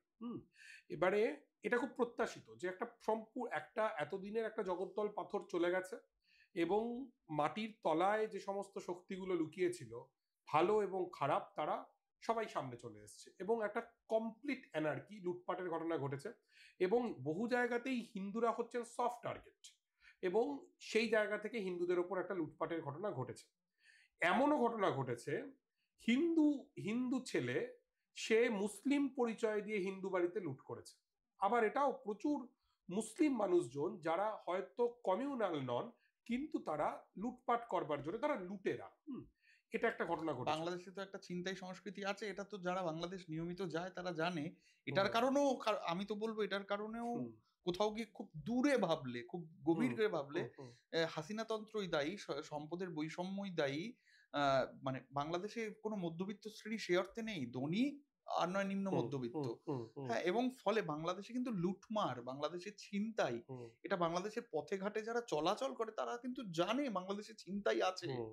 এবং আমি বলবো না শুধু শেখ হাসিনাই দায়ী নয়, আমি বলবো এটা একটা অন্ধকার সময়ের একটা বয়ে চলা, মানে শেখ হাসিনা দায়ী বলতে আমি বলতে চাইছি যে হাসিনা রেজিমের যে অর্থনীতি, সেই অর্থনীতিতে হাসিনার অর্থনীতিটাই ছিল হচ্ছে লুটপাটের অর্থনীতি। এটা নিয়ে কোনো না, আমি বলছি অর্ক, হাসিনার আমলে বেকারত্ব, কর্মহীনতা যে জায়গায় পৌঁছেছে বাংলাদেশে, এগুলো হলেই তো মানে ছিচকে চুরি, দুর্নীতি এইগুলো বাড়ে। আমি সেইটা বলতে চাইছি, ছিনতাই বাংলাদেশের পথে ঘাটে যেটা হয় সেটা কিন্তু এটা একটা কারণ। ছেলে মানে কম বয়সী দরিদ্র পরিবারের ছেলেপিলের হাতে কাজ নেই, তারা মনে করছে যে ছিনতাই করে কিছু টাকা হাতে পাওয়া যাবে। একেবারেই। এবং একই সঙ্গে এটাও বলার যে কাজেই মানে এক অংশের মানুষ যেটা লুটপাট করতে চাইছেন, দেশে কোনো কার্যত পুলিশ, বাংলাদেশের পুলিশ আমি গিয়েও দেখেছি অনেকটা একটা কালেকটিভ গিল্টের মধ্যে চলে গেছে। তারা যে গণহত্যাটা সংগঠিত করেছে, সহস্রাধিক মানুষকে তারা গুলি করে মেরেছে, এবং প্রশাসনটা সম্পূর্ণ ভেঙে পড়েছিল, এবং কোনো রাজনৈতিক সরকার নয়, একটা অন্তর্বর্তীকালীন সরকার প্রতিষ্ঠা হলো। এবং এটা বলতে কোনো দ্বিধা নেই, অন্তর্বর্তীকালীন সরকার খিচুড়ি সরকার, এর মধ্যে নানা রকমের মানুষ আছেন, সেই আলোচনায় আমরা নিশ্চয়ই পরে আসবো। কাজে একটা হয়েছে লুটপাটের জন্য লুটপাট হয়েছে, এবং সেখানে সফট টার্গেট হিসেবে হিন্দুদের ওপর আক্রমণ হয়েছে। দ্বিতীয় একটা যেটা ঘটেছে, এটা খুবই গুরুত্বপূর্ণ, 5 থেকে 20 আগস্টের মধ্যে 506টি জায়গায় এরকম হামলা হয়েছে যারা হিন্দু, কিন্তু তারা আওয়ামী লীগের নেতা। অর্থাৎ তারা আওয়ামী লীগ নেতা, এবং তারা মানুষ মনে করেছেন, বাংলাদেশের মানুষ মনে করেছেন যে তারা গত 15 বছরের যে স্বৈরাচারী রেজিম, বা অনেকে বলছেন ফাসিস্ট রেজিম, তার যে ফুট সোলজার, তাদের বাড়িতে হামলা হয়েছে। এবারে ধরো ববি হাকিমের বাড়িতে যদি হামলা হয় এখন, বা মানে নিশ্চয়ই হবে না, আমি উদাহরণ হিসেবে বলছি, বা যদি অমিত শাহ বা আমাদের মাননীয় মুখ্যমন্ত্রী মমতা বন্দ্যোপাধ্যায়ের বাড়িতে যদি হামলা হয়, তাহলে কি বলবো যে ববি হাকিমের বাড়িতে হামলাটা আসলে মুসলিম নির্যাতন, বা মমতা বন্দ্যোপাধ্যায়ের উপর হামলা আসলে হিন্দু নির্যাতন? নিশ্চয়ই আমরা বলবো না।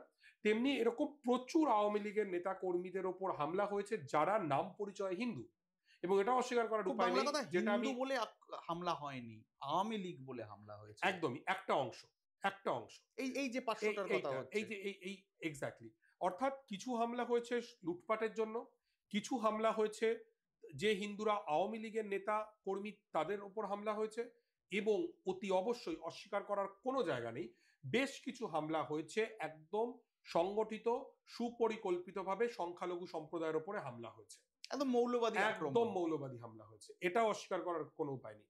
মনে রাখতে হবে, বাংলাদেশে কিন্তু শুধুমাত্র হিন্দুদের ওপর হামলা হয়নি অর্ক, মাজারে হামলা হয়েছে। ইনফ্যাক্ট মাজারে হামলার পরিমাণ কিন্তু অনেক বেশি। আমরা দেখেছি বাংলাদেশে এই প্রথম সংগঠিতভাবে সংখ্যাগুরু মুসলিমরা তারা হিন্দু মন্দির পাহারা দিয়েছেন। এর আগে আমি আবারও তোমাকে বলছি যে আওয়ামী লীগ আমলে বা তারও আগে, যখন বিএনপি জামাত জোট সরকার ছিল, বা ওই 111 সরকার ছিল, সেই সময়ও কিন্তু সংখ্যালঘু নির্যাতন হয়েছে, হিন্দু নির্যাতন হয়েছে, কিন্তু তখন এরকম অ্যাক্টিভলি সংগঠিতভাবে হিন্দু মন্দির পাহারা দেওয়ার মতো প্রবণতা কিন্তু ছিল না। আমি ব্যক্তিগতভাবে মনে করি এটা গণ অভ্যুত্থানের একটা অর্জন। কিন্তু একটা গণ অভ্যুত্থান, আমি এই প্রসঙ্গে আসছি, আমি একটু সময় দাও, একটা গণ অভ্যুত্থান কখনোই বাংলাদেশের সমাজে বছরের পর বছর ধরে যে সাম্প্রদায়িকতার বিষ রয়েছে, গোটা ভারতীয় উপমহাদেশে যে সাম্প্রদায়িকতার বিষ রয়েছে তার অংশ হিসেবে একটা গণ অভ্যুত্থান সেটাকে কোনোদিন মুছে দিতে পারে না। বিষ ছিল, বিষ আছে, দুঃখজনকভাবে বিষ থাকবে। কিন্তু এই সময় আমরা দেখেছি হিন্দু মন্দির রক্ষার জন্য কিন্তু সংগঠিতভাবে মানুষজন দাঁড়িয়েছেন। অথচ আরেকটা কথা আমি বলবো, মাজার রক্ষায় কিন্তু এই রকম ভাবে রুখে দাঁড়াতে আমি দেখিনি। কিছু প্রতিবাদ হয়েছে, কিছু কর্মসূচি হয়েছে, অত্যন্ত দুর্ভাগ্যজনক, অত্যন্ত যন্ত্রণার, এবং অত্যন্ত যন্ত্রণার তো বটেই। আমি খুব বিশদে যাব না এই আলোচনায়, কারণ আমি থিওলজি বিশেষজ্ঞ নই, আমি একেবারেই রাজনীতি নিয়ে কাজ করি, কিন্তু আমাদের অনেক ভাবনার খোরাক রয়েছে যে হিন্দু মন্দির বাঁচাতে বাংলাদেশের মানুষজন দাঁড়িয়েছেন, তাহলে মাজার রক্ষায় কেন দাঁড়ালেন না? আমরা এই নিয়ে পরে আসবো।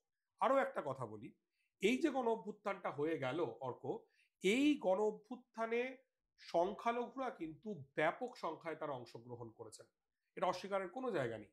আমার সঙ্গে ঢাকা বিশ্ববিদ্যালয়ের বাংলাদেশ ছাত্র ইউনিয়নের সভাপতি মেঘমল্লার বসু, আমার খুব খুব শ্রদ্ধা করি, তাকে খুব স্নেহ করি, তার সঙ্গে আমার বিশদে আলোচনা হচ্ছিল। মেঘমল্লার বলছিল যে বিপুল সংখ্যক হিন্দু তারা কিন্তু এই প্রথম আওয়ামী লীগের বিরুদ্ধে রাস্তায় নেমেছেন। এবং তোমাকে আমি বলবো, অর্থাৎ বাংলাদেশে, আমি ডিকোড করার চেষ্টা করছি, বাংলাদেশে সমস্ত হিন্দু আওয়ামী লীগের বরাভয়ে আছে, এই মিথটা বাংলাদেশে ভেঙে গেছে। সে তো 100 বার। ধরো ঢাকা বিশ্ববিদ্যালয়ে এখান থেকে বলার চেষ্টা করছি এই কারণেই যে এখানকার মানুষ এটা জানুক। হ্যাঁ, মানে আমি আমাদের ভারতীয় বন্ধুদেরকে দুজনের কথা বলতে চাই। একজন ঢাকা বিশ্ববিদ্যালয়ের ছাত্র ইউনিয়নের সভাপতি, আওয়ামী লীগ বিরোধী একটি সংগঠন, তার নেতা নাম হিন্দু, সে নাম পরিচয় হিন্দু। ঢাকা বিশ্ববিদ্যালয়ের বিএনপির যে ছাত্র সংগঠন, জাতীয়তাবাদী ছাত্র দল, সেই ছাত্র সংগঠনের সভাপতি একজন হিন্দু। এবং গয়েশ্বর রায় বিএনপি রাজনীতির খুব ইম্পর্টেন্ট একজন মানুষ। তারা মনে করছেন এই গোটা সরকারটা জামাতে ইসলামী পরিচালনা করছে। আমি খুব বিনম্রভাবে তাদেরকে বিধানচন্দ্র রায় বলে এক ভদ্রলোকের সম্পর্কে জানতে বলবো, যিনি এই সরকারের উপদেষ্টা। আমি বিনম্রভাবে তাদেরকে দেবপ্রিয় ভট্টাচার্যের কথা জানতে বলবো। একদম, তারা কিন্তু এই সরকারের সঙ্গে কাজ করছেন, কাজে প্লিজ আমরা সত্যিটা জানি। এনিওয়ে, আমি যেটা বলছিলাম যে এই প্রথম একটা বিপুল সংখ্যক হিন্দু, যাদেরকে বলা হচ্ছে যে সনাতনী যারা, তারা কিন্তু এই হাসিনা শাহীর বিরুদ্ধে আন্দোলনে প্রত্যক্ষভাবে তারা অংশ নিয়েছেন এবং তারা প্রাণ দিয়েছেন অর্ক। 6 বছরের একটা বাচ্চা মেয়ে, তার নাম রিয়া গোপ। হ্যাঁ, সে বাড়ির ছাদে ছিল, হেলিকপ্টার থেকে ছোড়া গুলিতে রিয়া গোপ কিন্তু প্রাণ হারিয়েছে। আমি ঢাকার রাস্তায় ওই বেইলি রোডের সামনে আমি দেখেছি, বিরাট করে, আমার অদ্ভুত লাগছে এখন বলার সময়, যে একটা তারা ভরা আকাশের নিচে একটা বাচ্চা মেয়ে দাঁড়িয়ে রয়েছে হাত তুলে, তার পাশে লেখা অবিস্ময় চিরস্মরণীয় রিয়া। একটা বাচ্চা মেয়ে, হিন্দু মেয়ে, শেখ হাসিনা তাকে গুলি করে খুন করে দিয়েছেন। শনির আখড়া এবং যাত্রাবাড়ি, এই দুটো পয়েন্টকে বাংলাদেশিরা বলছেন যে এই জুলাই গণ অভ্যুত্থানের স্তালিনগ্রাদ। এই শনির আখড়া, সেখানে পুলিশের গুলিতে 2 শিশু সন্তানের বাবা 40 বছর বয়সী সৈকত চন্দ্র দে তিনি প্রাণ হারিয়েছেন 4 আগস্ট হাসিনা চলে যাওয়ার ঠিক আগে। এবং সৈকতদের স্ত্রীও মারা গিয়েছিলেন। সৈকতদেই কিন্তু মানে 2 বাচ্চার ভরণ পোষণের, মানে বাচ্চাকে মানুষ করার দায়িত্বে ছিলেন। এবং হবিগঞ্জে ছেলে মেয়েদের সঙ্গে আন্দোলনে নেমেছিলেন এবং সেখানে রিপন চন্দ্র শীল তিনি মারা গেছেন, তার 2.5 মাসের একটা বাচ্চা আছে অর্ক। হ্যাঁ, এবং আমি সমকাল, খুবই গুরুত্বপূর্ণ সংবাদপত্র, তার 13ই অক্টোবরের খবর থেকে আমি জানতে পারছি যে অন্তত পক্ষে 9 জন হিন্দু ধর্মাবলম্বী মানুষ তারা শেখ হাসিনার গুলিতে শহীদ হয়েছেন। কাজেই এই আন্দোলনটা কোনোভাবেই হিন্দুদের অংশগ্রহণ নেই এরকমটা নয়, বা এটা একটা ইসলামিস্ট মুভমেন্ট এরকম নয়, একেবারেই নয়। এটা একটা তাহলে কারা তাহলে প্রশ্নটা হচ্ছে, তাহলে কারা এই হাসিনা বিরোধী গণ অভ্যুত্থানে অংশ নিলেন? রাজনৈতিক শক্তি, এটা অস্বীকারের কোনো জায়গা নেই যে এই গণ অভ্যুত্থানে মার্কিন যুক্তরাষ্ট্রের অবশ্যই একটা গুরুত্বপূর্ণ ভূমিকা ছিল। এটা যারা অস্বীকার করবেন তারা মিথ্যে কথা বলবেন, আমরা মিথ্যে কথা বলবো না। আমরা যখন বলছি যে আমরা বাংলাদেশের রাজনৈতিক পরিস্থিতি ডিকোড করতে চাই, আমরা গোটা সত্যিটাকে তুলতে চাই। হ্যাঁ, মার্কিন যুক্তরাষ্ট্রের ভূমিকা ছিল, তার কারণ ভূরাজনৈতিক সমীকরণে বাংলাদেশকে কেন্দ্র করে বাইডেন প্রশাসনের সঙ্গে মোদি প্রশাসনের সংঘাতের জায়গা ছিল। আবার নিশ্চয়ই, মানে তুমি জানো এবং আমাদের যারা দর্শক শ্রোতা তারাও নিশ্চয়ই জানেন তুলসী গ্যাবার্ডের কথা। ট্রাম্প প্রশাসনে আসার পরেই তিনি কিন্তু মার্কিন ইন্টেলিজেন্সের খুব গুরুত্বপূর্ণ দায়িত্ব পেয়েছেন, যিনি ইসকনের একজন সদস্য। কাজেই আগামী দিনে বাংলাদেশের প্রতি, বিশেষ করে ট্রাম্প ক্ষমতা যখন হাতে নেবেন সম্ভবত 20 তারিখ জানুয়ারির, তারপরে বাংলাদেশের প্রতি ট্রাম্প প্রশাসনের মানসিকতা কি হবে সেটা কিন্তু আমাদের অবশ্যই ভেবে দেখা দরকার। অবশ্যই মার্কিনদের একটা ভূমিকা ছিল, অস্বীকার করা যায় না। অবশ্যই এই আন্দোলনে জামাতে ইসলামীর গুরুত্বপূর্ণ ভূমিকা ছিল, অবশ্যই অস্বীকার করা যায় না। একই সঙ্গে অস্বীকার করা যায় না এই আন্দোলনে বিএনপির ভূমিকা ছিল, এই আন্দোলনে বামপন্থীদের ভূমিকা ছিল, কমিউনিস্ট পার্টি এবং বাসদ মার্ক্সবাদী ইত্যাদিদের নেতাকর্মীদের নেতৃত্বে 2রা অগস্ট একটা দ্রোহযাত্রা হয়েছিল। তুমি তো নিশ্চয়ই খুব ভালোভাবে খেয়াল করেছো সেই দ্রোহযাত্রা। সেই দ্রোহযাত্রা কিন্তু গণ অভ্যুত্থানের সুরকে বেঁধে দিয়েছিল। কাজেই নানা রকমের মানুষ, তারা মানে একদম ইসলামিস্ট থেকে শুরু করে কমিউনিস্ট পর্যন্ত, তারা কিন্তু এই দ্রোহযাত্রায় তারা অংশ নিয়েছেন, তারা গোটা অভ্যুত্থানের এই গোটা ব্যাপারটায় অংশ নিয়েছেন। আমি এক কথায় স্বতঃস্ফূর্ত অভ্যুত্থান বলবো, এক্স্যাক্টলি স্বতঃস্ফূর্ত নাগরিক, সমস্ত সব পক্ষের মানুষের, তার মধ্যে সুযোগ সন্ধানীয় রয়েছে, তার মধ্যে চোর ডাকাতও রয়েছে। ফ্রান্সে যখন ফরাসি বিপ্লব হয়েছিল তাতে কিন্তু কিছু চোর ডাকাতেরও অংশগ্রহণ ছিল। এটা হয়, কিছু সুযোগ সন্ধানী একটা স্রোতে ঢুকে পড়ে। কিন্তু হাসিনার যে 15 বছরের একটা রেজিম, তার বিরুদ্ধে স্বতঃস্ফূর্ত গণবিদ্রোহ আমরা এখানে দেখতে পেয়েছি। একদমই তাই। এটা এখানে অস্বীকার করে মানে তথ্য থেকে মুখ লুকালে কিন্তু হবে না, এবং হাসিনা থাকলে ভালো হতো এই তথ্যকে প্রমাণ করা যাবে না। আমি তোমাকে একটা তথ্য দিই অর্ক, 2018, 19, 22 এই 3 বছরে বাংলাদেশে 108 জন, আমি ক্রোনোলজিক্যালি বলছি, 18, 19, 22 108 জন, 120 জন, 149 জন এবং 154 জন, এক বছরের হিসেব বলছে এতজন হিন্দু খুন হয়েছে। এই খুনের বিচার হয়তো রিপিটেশন শোনাচ্ছে, কিন্তু এই খুনের বিচার, তার ডিউ যে প্রসেস, সেই সম্পর্কে হাসিনা কি ব্যবস্থা নিয়েছেন? তা কি বাংলাদেশের মিডিয়া প্রচার করেছে, আমাদের মিডিয়া প্রচার করেছে, নাকি আমাদের এখানে সোশ্যাল মিডিয়ায় যারা এখন অত্যন্ত বাংলাদেশের হিন্দুদের নিয়ে উদ্বিগ্ন হয়ে পড়ছেন তাদের উদ্বেগ আমরা দেখতে পেয়েছি? তার মানে কোথাও গিয়ে এটা ভাবার কিন্তু একটা জায়গা তৈরি হয়েছে, উদ্বেগটা হচ্ছে প্রবলেমেটিক। তার মানে এই উদ্বেগটা কোথাও গিয়ে চাপিয়ে দেওয়া। তোমাকে উদ্বিগ্ন, মিডিয়ার কাজ প্রভাব তৈরি করা মানুষের মনে, মানুষকে ভাবানো। অনেক সময় মিডিয়া কৃত্রিম ভাবে মানুষের উপর তার কনসেন্টটা ম্যানুফ্যাকচার করে। এই নিয়ে আমরা তথ্যে যাব না, নোয়াম চমস্কির এই নিয়ে ম্যানুফ্যাকচারিং কনসেন্ট থিওরি রয়েছে যে মিডিয়া যা ভাবাবে মানুষ তাই ভাববে। এক্ষেত্রে একটা স্বার্থ গোষ্ঠী, এবং ভারতীয় মিডিয়া কিভাবে চলে, গদি মিডিয়া সিস্টেমটা কি, এটা আমরা জানি অর্ক। এটা সারা পৃথিবীতে একটা মানে চমৎকার কাজও রয়েছে, সারা পৃথিবীতে এটা এক্সপোজড একটা মিডিয়া সিস্টেম। হ্যাঁ, এটা হচ্ছে ওই ক্রনি ক্যাপিটালিস্টদের এক ধরনের পিআর টিম। তারা নিজেদের ড্যামেজ কন্ট্রোল করতে, সরকারের পিআর করতে একটা করে ইউনিট তৈরি করে। হ্যাঁ, এবং সবসময় তারা কখনোই পররাষ্ট্রনীতিকে চ্যালেঞ্জ করবে না। যে সংস্থার হয়তো তার সিমেন্টের ব্যবসা আছে, তার আপেল প্যাকেজিং এর ব্যবসা আছে, তার কয়লার ব্যবসা আছে, তার সঙ্গে তার মিডিয়ারও ব্যবসা আছে। এটা কিন্তু মানে ভারতবর্ষে সংবাদপত্র সেবামূলক প্রতিষ্ঠান ছিল, ভারতবর্ষের সংবাদপত্র জাতীয়তাবাদী ছিল, ভারতবর্ষের সংবাদপত্রের বামপন্থী ধারা ছিল, আবার কৃষক মজুর এসব ধারাও ছিল।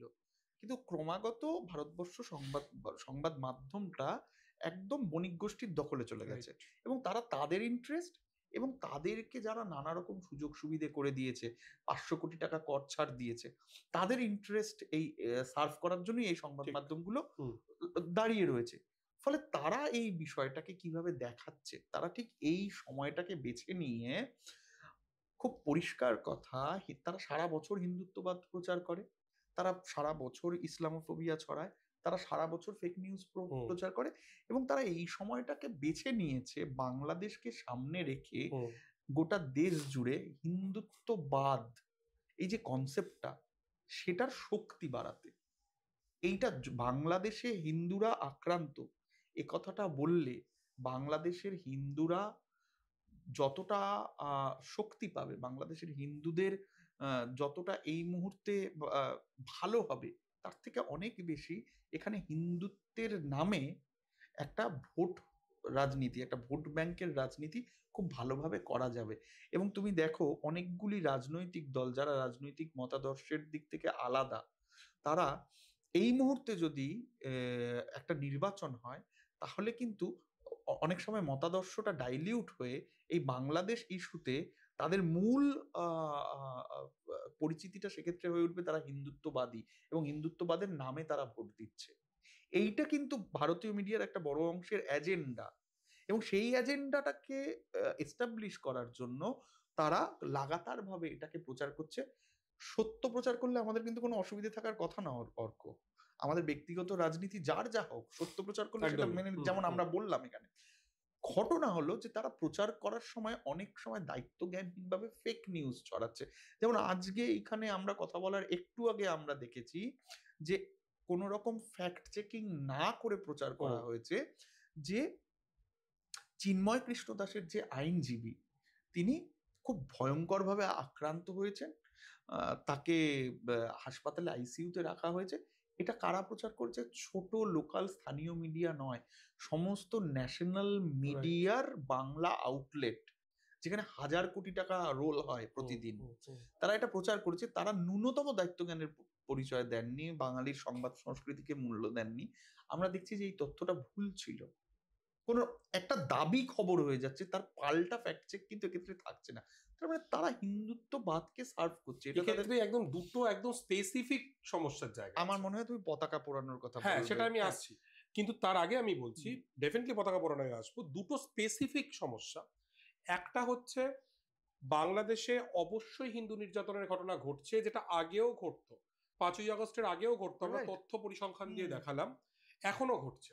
কিন্তু যারা 5ই আগস্টের আগে বাংলাদেশের হিন্দু নির্যাতন দেখতে পেতেন না, তারা এখন দেখতে পাচ্ছেন, এবং সেটা ভারতবর্ষে হিন্দুত্ববাদী ভোট রাজনীতির স্বার্থে ব্যবহার করছেন। এটা হচ্ছে প্রথম সমস্যার জায়গা। একদম।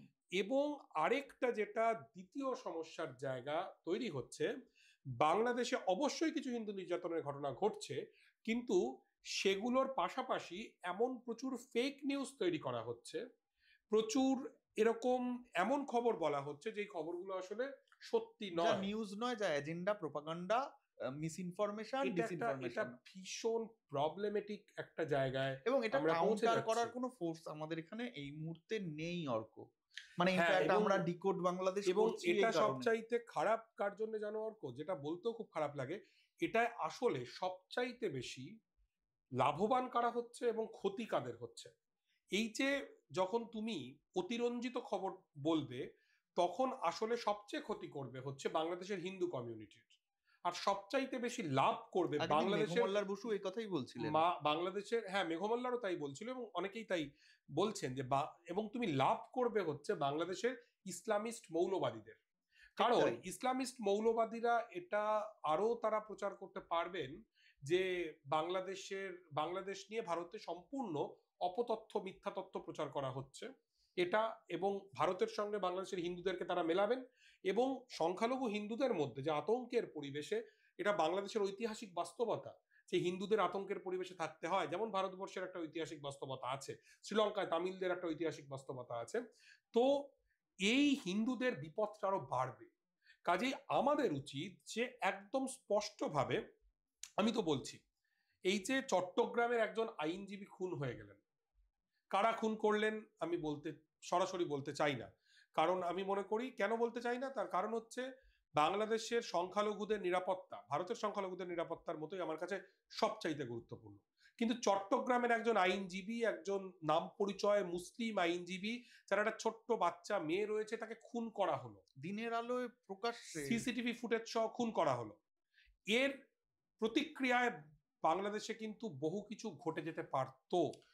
এবং আমি শেষ করি অর্ক এই জায়গাটা, এবং আমি বাংলাদেশের মানুষের কাছে কৃতজ্ঞ যে এই চট্টগ্রামের যে আইনজীবী খুন হলেন, তার প্রতিক্রিয়ায় বাংলাদেশে বড় কিছু ঘটেনি। এবং আমি আবারও স্মরণ করতে চাই আসানসোলের ইমামের কথা। সেই ইমাম, সেই পুত্রহারা ইমাম, তিনি বলেছিলেন যে আমি যেহেতু নিশ্চিত নই আমার সন্তানকে, সিবঘাতুল্লাহকে, কারা খুন করেছে, আমি কারুর বিরুদ্ধে পুলিশে অভিযোগ করব না। আমি তাকে স্মরণ করছি। আমি ভীষণভাবে কৃতজ্ঞতা জানাতে চাই বাংলাদেশের সেই সমস্ত হিন্দু মানুষদেরকে, হিন্দু নাম পরিচয় যারা হিন্দু, যারা এই আইনজীবী হত্যার বিচার চেয়েছেন, তারা মানুষের কাজ করেছেন। এবং আমি তোমাকে বলবো, আমি লজ্জিত, আমি পতাকা পোড়ানোর ঘটনায় আসার আগে বলি, আমি লজ্জিত, প্রথমে এটা বলেনি, যে গতকাল আমাদের আগরতলায় যে ঘটনা ঘটেছে, এটা হয় না, এটা জাস্ট হতে পারে না যে একটা দেশের দূতাবাসের মধ্যে কিছু লোক তারা গেরুয়া পতাকা নিয়ে তারা একটা ভ্যান্ডালিজম চালিয়েছে। এবং আবারও আমি বাংলাদেশের মানুষের কাছে কৃতজ্ঞ যে তারা এর প্রতিক্রিয়ায় এখনো পর্যন্ত, আমি জানি না আমাদের এটা এডিট করতে করতে কি হবে, এই আতঙ্ক নিয়ে থাকতে হয় যে ঢাকায় এই ধরনের কোনো পাল্টা ঘটনা ঘটেনি। কিন্তু মানে এটা খুব গুরুত্বপূর্ণ যে একটা শুভবুদ্ধির উদয় হওয়াটা খুব জরুরি। আবারও বলছি অর্ক, রিপিট করছি, হয়তো মোনোটোনাস হচ্ছে কিন্তু বলতে হচ্ছে, বাংলাদেশে হিন্দু নির্যাতন এটি বাস্তব সত্য। এটা হাসিনার আমলেও ছিল, তার আগেও ছিল, তার আগেও ছিল, ৭২ থেকে ৭৫-এও ছিল, সেই প্রসঙ্গে আমরা আসবো নিশ্চয়ই, এখনো আছে। একটা অভ্যুত্থান বাংলাদেশে হিন্দু নির্যাতনের ঐতিহাসিক বাস্তবতাকে মুছে দিতে পারে না, কিন্তু একই সঙ্গে এই অভ্যুত্থানের পরে আমরা দেখছি যে আমাদের দেশের একাংশ তারা এমন করে প্রচার করছেন যেন আগে বাংলাদেশে হিন্দুদের উপর কোনো নির্যাতন ঘটতো না। হঠাৎ করে এই এটা একটা খুব প্রবলেমেটিক একটা ভাবনা চিন্তা, যেই ভাবনা চিন্তার শিকড় কিন্তু নিহিত রয়েছে বাংলাদেশকে কলোনি ভাবার মধ্যে, নিহিত রয়েছে প্রতিবেশী রাষ্ট্রগুলোকে কলোনি ভাবার মধ্যে। এই ভুল যেন আমরা না করি। অর্ক, আমি এই প্রসঙ্গে আরো 2 মিনিট সময় নিতে চাই। সেটা হচ্ছে, আমরা কিন্তু ভারত, আমরা দক্ষিণ এশিয়ার স্বাভাবিক নেতা, আমরা অনেক বড় দেশ, আমরা অনেক উন্নতি করেছি, আমরা শক্তিশালী দেশ অর্ক, আমি চাই আমাদের দেশ আরো শক্তিশালী হোক, আমরা সুপার পাওয়ার হই, আমরা দক্ষিণ এশিয়ার স্বাভাবিক নেতা। কিন্তু এই নেতৃত্ব প্রতিষ্ঠা করতে গেলে আমাদের হার্ড পাওয়ার যেরকম প্রয়োজন হয় তেমনি সফট পাওয়ারও প্রয়োজন হয়। আমাদের দেশে যারা কর্তা ব্যক্তি তারা যেন এই সফট পাওয়ারের ব্যাপারটা ভুলচুক না করে ফেলেন। আমি 2-4টে উদাহরণ দিচ্ছি ছোট্ট। ধরো, তুমি তো সাংবাদিকতা করছো খুব সিরিয়াসলি, মালদ্বীপের যে তুমি শেষ নির্বাচনের তুমি নিশ্চয়ই খবর রাখো, তুমি ইন্ডিয়া আউটের কথা বললে, ইন্ডিয়া আউট স্লোগান দিয়ে, ইন্ডিয়া আউট এই স্লোগান দিয়ে একটা রাজনৈতিক দল সেই নির্বাচনে তারা অংশগ্রহণ করলো, এবং একজন ভারতীয় হিসেবে, একজন আয়করদাতা ভারতীয় নাগরিক হিসেবে আমার যন্ত্রণা হয় এটা ভেবে সেই দলটা নির্বাচনে জিতে গেল। ভারত বিরোধিতা করার কথা বলে একটা রাজনৈতিক দল তারা ক্ষমতায় চলে এসছে মালদ্বীপে। কেন এটা হবে? শ্রীলঙ্কার যে জেভিপি তারা ক্ষমতায় এসছে, এই জেভিপির সঙ্গে ভারতের ঐতিহাসিকভাবে খারাপ সম্পর্ক, ঠিক তাই, ইদানিং খানিকটা সম্পর্ক উন্নয়নের একটা চেষ্টা চলছে, কিন্তু সেটাও আমাদের ঠিক বন্ধু সরকার বলা যাবে না, সেখানেও চীনের ব্যাপক প্রভাব। এবং আমি তোমায় বলবো নেপালের কথা, নেপালের প্রধানমন্ত্রী ছিলেন প্রচন্ড পুষ্পকুমার দহল, জেপি নাড্ডা নিজের অফিসে তার সঙ্গে মিট করেছিলেন, এগুলো সব লভ্য, ইন্টারনেটে আমরা দেখতে পাবো। এবং তার কিছু মাস বাদে আমরা দেখলাম যে সেই প্রচন্ডকে ক্ষমতা থেকে চলে যেতে হলো, কেপি ওলি ক্ষমতায় এলেন, এবং নিন্দুকেরা বলেন যে প্রচন্ড নাকি ভারত ঘনিষ্ঠ, কেপি ওলি নাকি ভারত বিরোধী।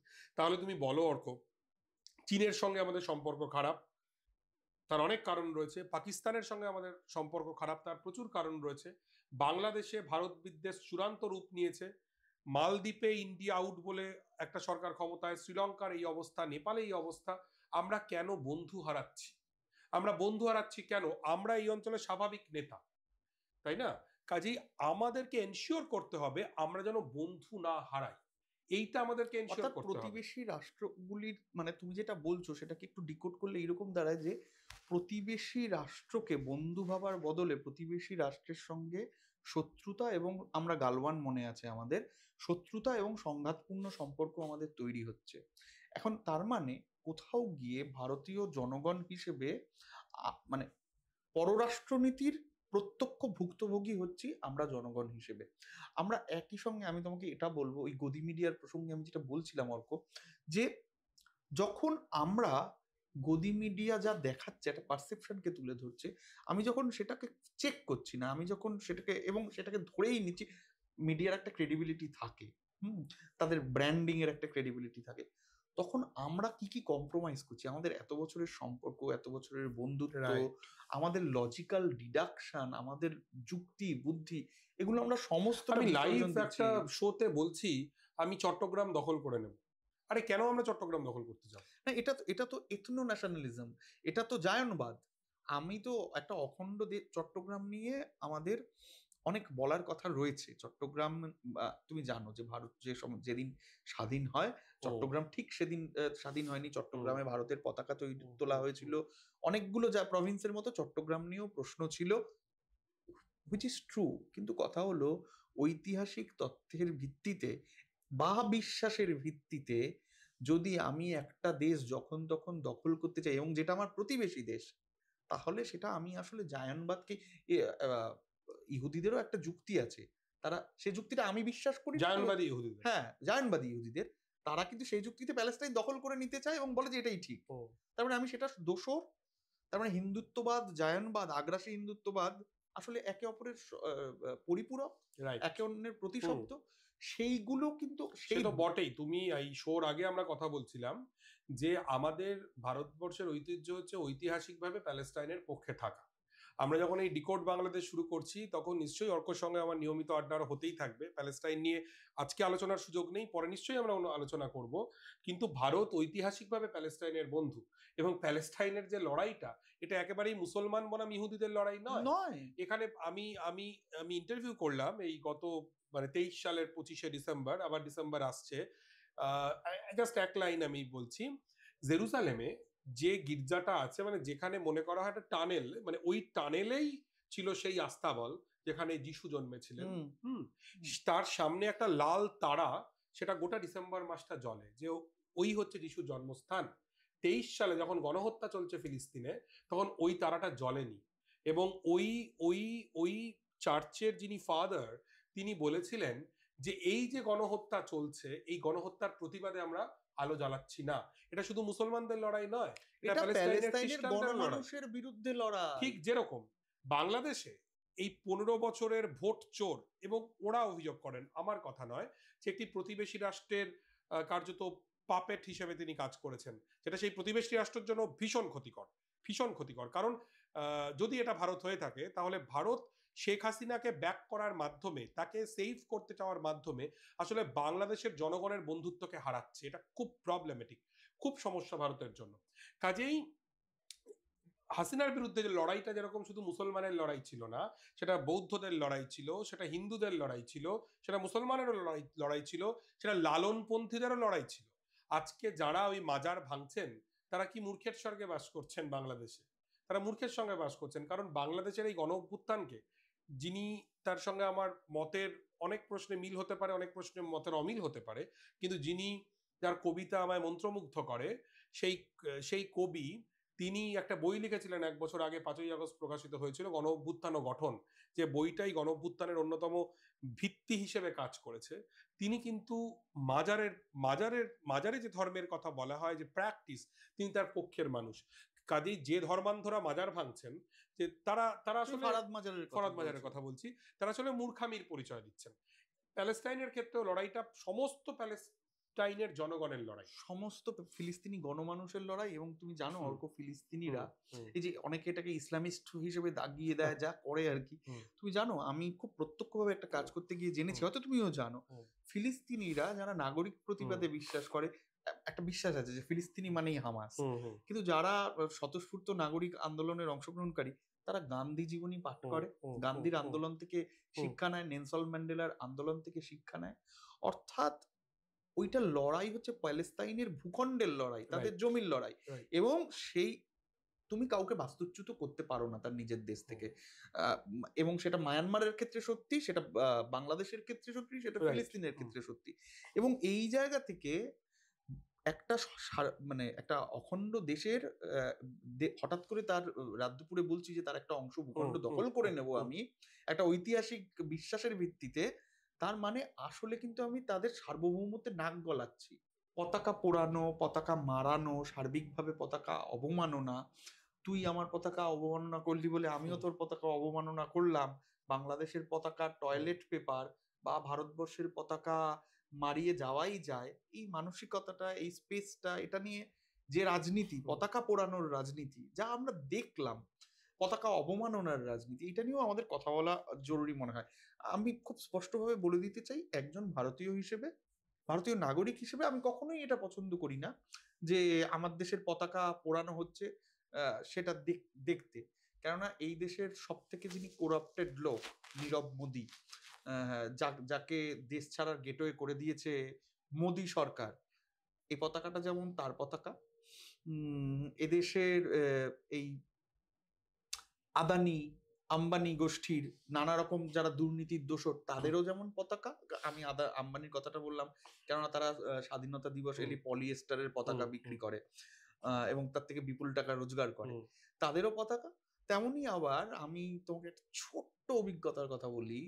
যখন ভারত জোড়ো যাত্রা হচ্ছিল, যদিও এটা রাজনৈতিক দলের যাত্রা, আমি একটি লোকের সঙ্গে পরিচিত হই যে গোটা দেশটা, কেউ বাসে যাচ্ছে, কেউ জিপে যাচ্ছে, কিন্তু এই গোটা দেশে এই ট্রিপটায় ওই বাস বা জিপের সাথে সাথে দৌড়চ্ছে একটা পতাকা কাঁধে নিয়ে। আমি তাকে প্রশ্ন করি যে তুমি তো চাইলেই জিপে উঠতে পারো, চাইলেই বাসে উঠতে পারো, তুমি ইয়ে করছো কেন, তুমি হাঁটছো দৌড়চ্ছ কেন? কারণ সে বলেছে ভারতবর্ষের, সে বললো আমাকে, সে একদম আমাদের শহরের ভাষায় একদম গাইয়া লোক, সে পরিশীলিত ভদ্রলোক নয়।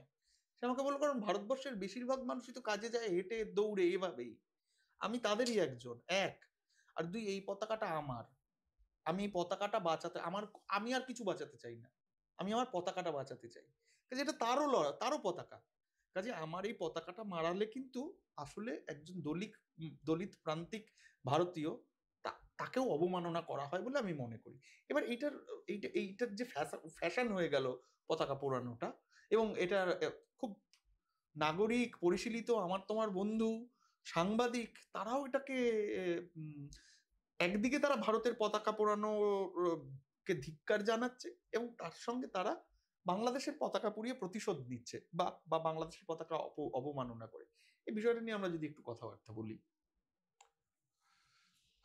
ওয়েল, বাংলাদেশের গণ অভ্যুত্থানকে আমি সম্পূর্ণভাবে সমর্থন করেছিলাম, কারণ আমি চেয়েছিলাম যে এমন একটা প্রতিবেশী দেশ আমি দেখব যেই দেশের মানুষ ভোটটা দিতে পারবে, যেই দেশের মানুষ তার গণতান্ত্রিক অধিকারগুলো প্রয়োগ করতে পারবে, এবং সেই নিয়ে আমার বিন্দু মাত্র কোনো অনুতাপ নেই।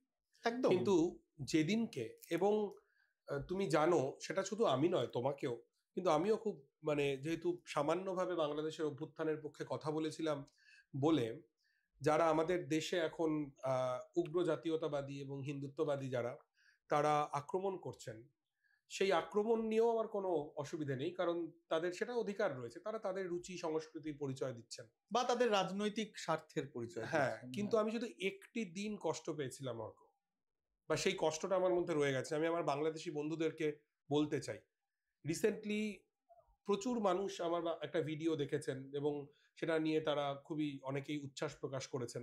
তাদের প্রত্যেককে আমি বলতে চাই, আপনারা একটা দিন আমাকে রক্তাক্ত করেছেন ভেতরে, যখন আপনি আমার পতাকাটা মারিয়ে গিয়েছেন। আমার জায়গা থেকে আমি বাংলাদেশের বন্ধু বলে মনে করি নিজেকে, ওই পতাকাটা আমার পতাকা, বিশ্বাস করুন।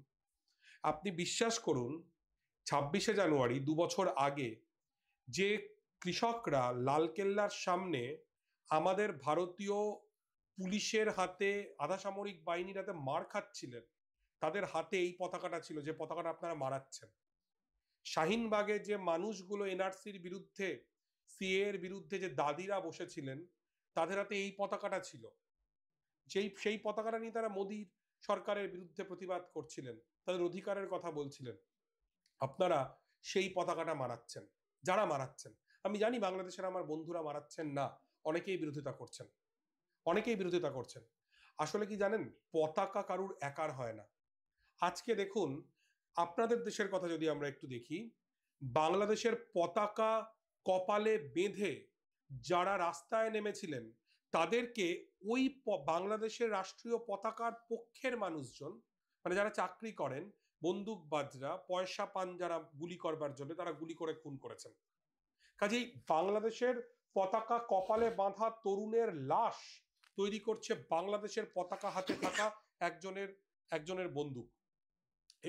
এটা যেমন সত্যি, তেমনি দুজনেরই পতাকা ওই পতাকা যেমন শেখ হাসিনার একার নয়, তেমনি ওই পতাকা আবার অভ্যুত্থানকারী ছাত্র শ্রমিক জনতার নয়, ঠিক তেমনি আমার পতাকাও, আমি এই পতাকাটাকে ওন করি, এটা আমার পতাকা। আপনারা যখন ওই পতাকা মারান, তখন আসলে আমাকেও মারিয়ে যান। ঠিক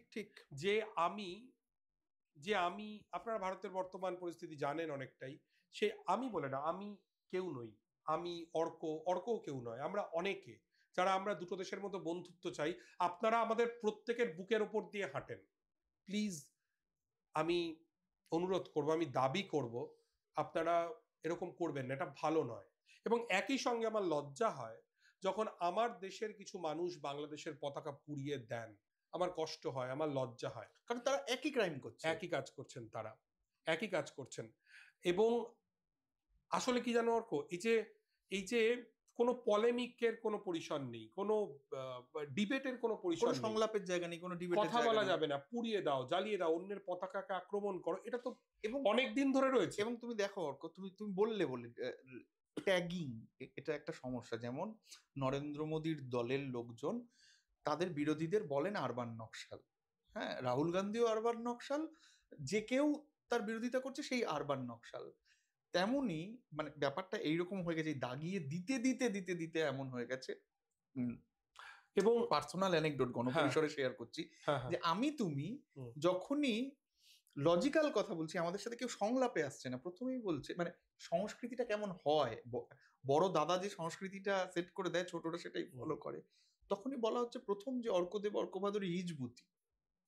আমাদের সাথে কেউ কিন্তু কথা বলছে না, কেউ কোনো সংলাপে জড়াচ্ছে না, প্রথমে একটা ট্যাগ দিয়ে দিচ্ছে। এটার একটা সুবিধে, যেটা বলে দিলে কিছু লোককে জানিয়ে দেওয়া যায় যে আমার রাজনীতিতে বিশ্বাস করে যে এরা এরকম, এদের সাথে কথা বলো না, কোনো তর্কের কোনো অবকাশ নেই। আমরা এই সমস্যা থেকেই আমরা এইটা করছি আর কি, এই অনুষ্ঠানটা। হ্যাঁ, একেবারেই। এবং আমি তোমায় যেটা বলতে চাই সেটা হচ্ছে যে এই মঞ্চটা থেকে, আমি জানি না আমাদের এই ভিডিও কতজন মানুষ দেখবেন, হয়তো খুব অল্প মানুষ বা অনেক মানুষ, আমি জানি না, খুব স্পষ্ট করে যেটা বলতে চাই, আমি ব্যক্তিগতভাবে আমি একজন গণতান্ত্রিক মানুষ, আমি গণতন্ত্রে বিশ্বাস করি, আমি আলোচনায় বিশ্বাস করি, আমি প্যালেস্টাইনের পক্ষে, এবং আমি ইসরায়েলের পতাকা পুড়িয়ে দেওয়ার বিরুদ্ধে। একদম একই রকম ভাবে কিছুদিন আগে আমস্টারডামে একটা ফুটবল ম্যাচকে কেন্দ্র করে প্যালেস্টাইনের পতাকা ছিঁড়ে দেওয়ার ঘটনা ঘটেছে, আমি তারও বিরুদ্ধে। তুমি জানো যে প্যালেস্তাইনের ইতিহাস যারা লিখেছেন, প্যালেস্তাইনের মানুষকে বাস্তুচ্যুত করার ইতিহাস যারা লিখেছেন, তাদের মধ্যে যদি সব থেকে গুরুত্বপূর্ণ ঐতিহাসিক থেকে থাকেন, তিনি কিন্তু একজন ইহুদি। Right, right. এবং এবং আমি যে কোনো পতাকার অবমাননার বিরুদ্ধে, আমি বিজেপির পতাকা পুড়িয়ে দেওয়ারও বিরুদ্ধে। হয়তো সেটা কারোর ক্ষোভের প্রকাশ, কারণ আইডিয়া পড়ে না, এক্ষেত্রে বলছি আইডিয়া সত্যিই পড়ে না। আমি বিজেপির মানে আমি রক্তে মাংসে বিজেপির বিরুদ্ধে, হ্যাঁ, কিন্তু আমি বিজেপির পতাকা কখনো পোড়াতে, আমি বিজেপির সঙ্গে তর্কে যাব। আমি পাকিস্তানের পতাকা পোড়ানোর বিরুদ্ধে, আমি ভারতের পতাকা পোড়ানোর বিরুদ্ধে। আমি জানি না, আমার প্রথম অংশটা হয়তো কেটে নিয়ে আমি পাকিস্তানের পতাকা পোড়ানোর বিরুদ্ধে, এটা কেটে নিয়ে এটাকেই দেখানো হতে পারে, কিন্তু আমি ভারতের পতাকা পোড়ানোর বিরুদ্ধে। এবং যারা ভারতের পতাকা পোড়াচ্ছেন বা পদদলিত করছেন বাংলাদেশে, তাদের প্রত্যেকটা, আমি আর কি করতে পারি, আমি শুধু এটুকু বলতে পারি, আপনাদের প্রত্যেকটা জুতোর দাগ আমাদের বুকের উপর দিয়ে যাচ্ছে, যারা বাংলাদেশের গণ অভ্যুত্থানের পক্ষে আমরা দাঁড়িয়েছি। আপনারা আমার কথা নাও শুনতে পারেন, কেনই বা শুনবেন, আপনাদের রাজনীতি আপনারা করবেন।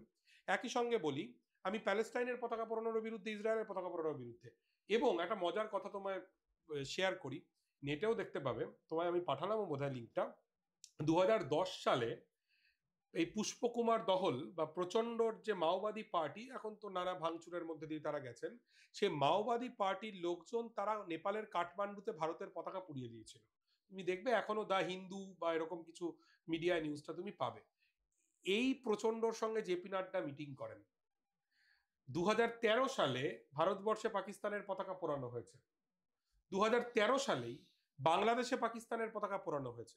কাজে যে পতাকা পুড়িয়ে দেওয়ার যে কালচার, লাল পতাকা পদদলিত করা হয়েছে, কাস্তে হাতুড়ির পতাকা বহুবার, এই পতাকা পদদলিত করার কালচার একটা নোংরা কালচার, সেটা যে দেশেই হোক যেখানেই হোক খুব খারাপ। এবং এই জায়গা থেকে ব্যর্থতা অর্ক, আমার মনে হয় খারাপ ভালোর পরে এটা আমার সামহাউ খানিকটা মনে হয় এটা একটা ব্যর্থতা, অক্ষমের প্রতিবাদ গোছের।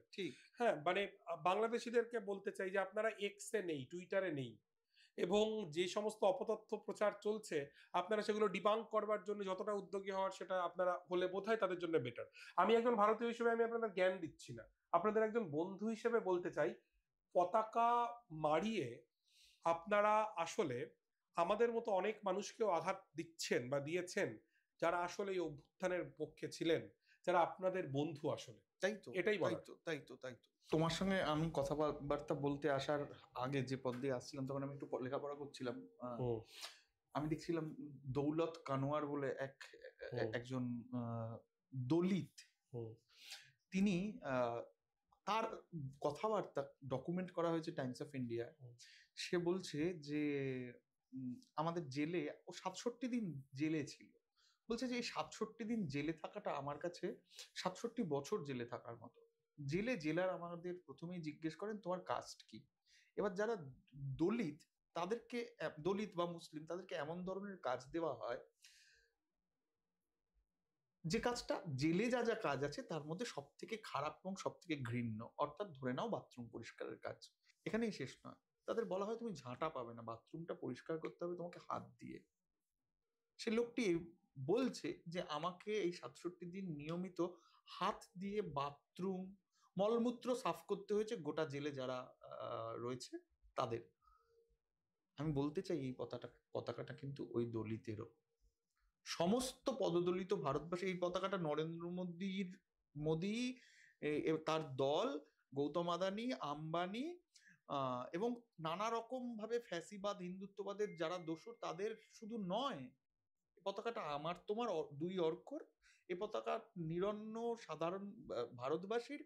তুমি কৃষক আন্দোলনের যারা জড়িত তাদের কথা বলছিলে অর্ক, শেকু ভাইয়ের কথা মনে আছে? শেকু ভাই যিনি দীর্ঘ পথ হেঁটে এসেছিলেন, তারপর তার পায়ের একটা ছবি তোলা হয়, দেখা যায় যে তার পায়ের তলাটা থেকে রক্ত বেরিয়ে গেছে, তবু তিনি হাঁটা থামাননি। তার কাছে কিন্তু একটা ভারতের জাতীয় পতাকা ছিল, তার কাছে ওইটাই ভারত। কাজে যারা এই পতাকাটা মারাচ্ছেন তারা কিন্তু শুধুমাত্র ভারতের পররাষ্ট্রনীতির বিরোধিতা করছেন এমন নয়, তারা কিন্তু শুধুমাত্র এই এই ভারতের চাপিয়ে দেওয়া উপনিবেশবাদের বিরোধিতা করছেন এমন নয়। তারা আসলে ভারতবর্ষের সকল প্রান্তিক বা তাদের যারা নিত্য শুভার্থী, তাদের প্রতি যাদের শুভেচ্ছা রয়েছে, এমনকি যারা একটু দোলাচলে রয়েছে, যারা কোনো পক্ষে নেই, যারা বুঝতে পারছেন বিষয়টা, তাদেরকেও কিন্তু আসলে শত্রু দাগিয়ে দিচ্ছেন, তাদেরকে দূরে সরিয়ে দিচ্ছেন। আমরা কেউ ইলিয়াস কি করে ভাগ হবে অর্ক? শহীদুল জহির কি করে ভাগ হবে? আল মাহমুদ কি করে ভাগ হবে? আমরা চাই সুকুমার রায় বাংলাদেশে পাঠ হোক, আমরা চাই কোনো দেশ না থাকুক, গান সাহিত্য মানে আমাদের কোনো সীমা না থাকুক। আসলে বাংলাদেশের লড়াইটা আমার তো অনেকটা মনে হয়েছে যে ভারতের আধিপত্যবাদী তার পলিটিক্সের বিরুদ্ধে বিরুদ্ধে। লড়াই। হ্যাঁ, কিন্তু যখন ওরা পতাকায় অবমাননা করেন, সেটা কি ভারতীয় আধিপত্যবাদকে আঘাত করা হয় নাকি না প্রত্যেকটা না? আসলে সাধারণ ভারতীয়কে আসলে আসলে আমাদের প্রত্যেককে আঘাত ঠিক করা হয়। ঠিক। আমরা একটু অর্ক ওই পতাকা পোড়ানো থেকে, আমরা হুম। ভ্যান্ডালিজম নিয়ে যেহেতু কথা ও ইয়েস। বলছি, এখান থেকে আমরা একটু চলে যেতে পারি মুজিবের মূর্তি ভাঙা। হুম আমরা দেখেছিলাম যে যে কারণে লোকে 5ই আগস্টকে সন্দেহ করতে শুরু করলো এপার বাংলায়, তার প্রধান অনুঘটকটা ছিল কিন্তু মুজিবের মূর্তি ভাঙা। হ্যাঁ, এখন মুজিবের মূর্তি ভাঙা সব সময় যে মুজিব অবমাননাই নয়, তার যে আরো অনেকগুলো লেয়ার আছে, এটা এক কথায় মানুষকে বোঝানো খুব কঠিন। তারা ধরেই নিচ্ছেন যে মুক্তিযুদ্ধের নায়ককে গোটা বাংলাদেশ আহ অশ্রদ্ধা করতে শুরু করেছে, অর্থাৎ বাংলাদেশ অন্য পথে যাচ্ছে। আমি জানি এই বিষয়ে তোমার এক্সপার্টাইজ রয়েছে, তুমি যদি এটাকে একটু বিশদে বলো। মানুষ তো আসলে সাদা কালো হয় না, মানুষ আসলে ধূসর। কিন্তু যারা অনেক বড় মাপের মানুষ, তাদের জীবনের যে অন্ধকার সময়গুলো, সেটা আসলে বহু মানুষকে, বহু প্রজন্মের পর প্রজন্ম রক্তাক্ত করে, এবং খুব দুঃখজনকভাবে অনেক সময় তাদের যে উজ্জ্বল অংশটাকে ঢেকে দেয় অন্ধকার অংশগুলো। খুব আমি জানি না, আমার ভারতীয় বন্ধুদের অনেকের হয়তো আবেগকে আমি আহত করব। শেখ মুজিবুর রহমান নিঃসন্দেহে বাংলাদেশের যে মুক্তিযুদ্ধের অবিসংবাদিত নেতা, বাংলাদেশের যে বাংলাদেশ হয়ে ওঠার যে লড়াই, তার শ্রেষ্ঠতম নেতা, সবচেয়ে গুরুত্বপূর্ণ চরিত্র নিঃসন্দেহে। আবার একই সঙ্গে শেখ মুজিবুর রহমান 72 থেকে 75 সালে যখন তিনি বাংলাদেশের সর্বোচ্চ ক্ষমতায় ছিলেন, তিনি দক্ষিণ এশিয়ার অন্যতম জঘন্য স্বৈরাচারী শাসক ছিলেন। আপনি ভাবুন, শেখ মুজিবুর রহমান বাকশাল চালু করেছিলেন, সমস্ত রাজনৈতিক দলকে বিলুপ করা হয়েছিল সেই বাকশালের মাধ্যমে, এবং একটাই রাজনৈতিক দল ছিল যেটা আসলে শেখ মুজিবুর রহমানের দল, যার নাম বাকশাল। এবং বহু রাজনৈতিক দল তাদের অস্তিত্ব সম্পূর্ণ বিলোপ করে ওই বাকশালের মধ্যে ঢুকেছিল।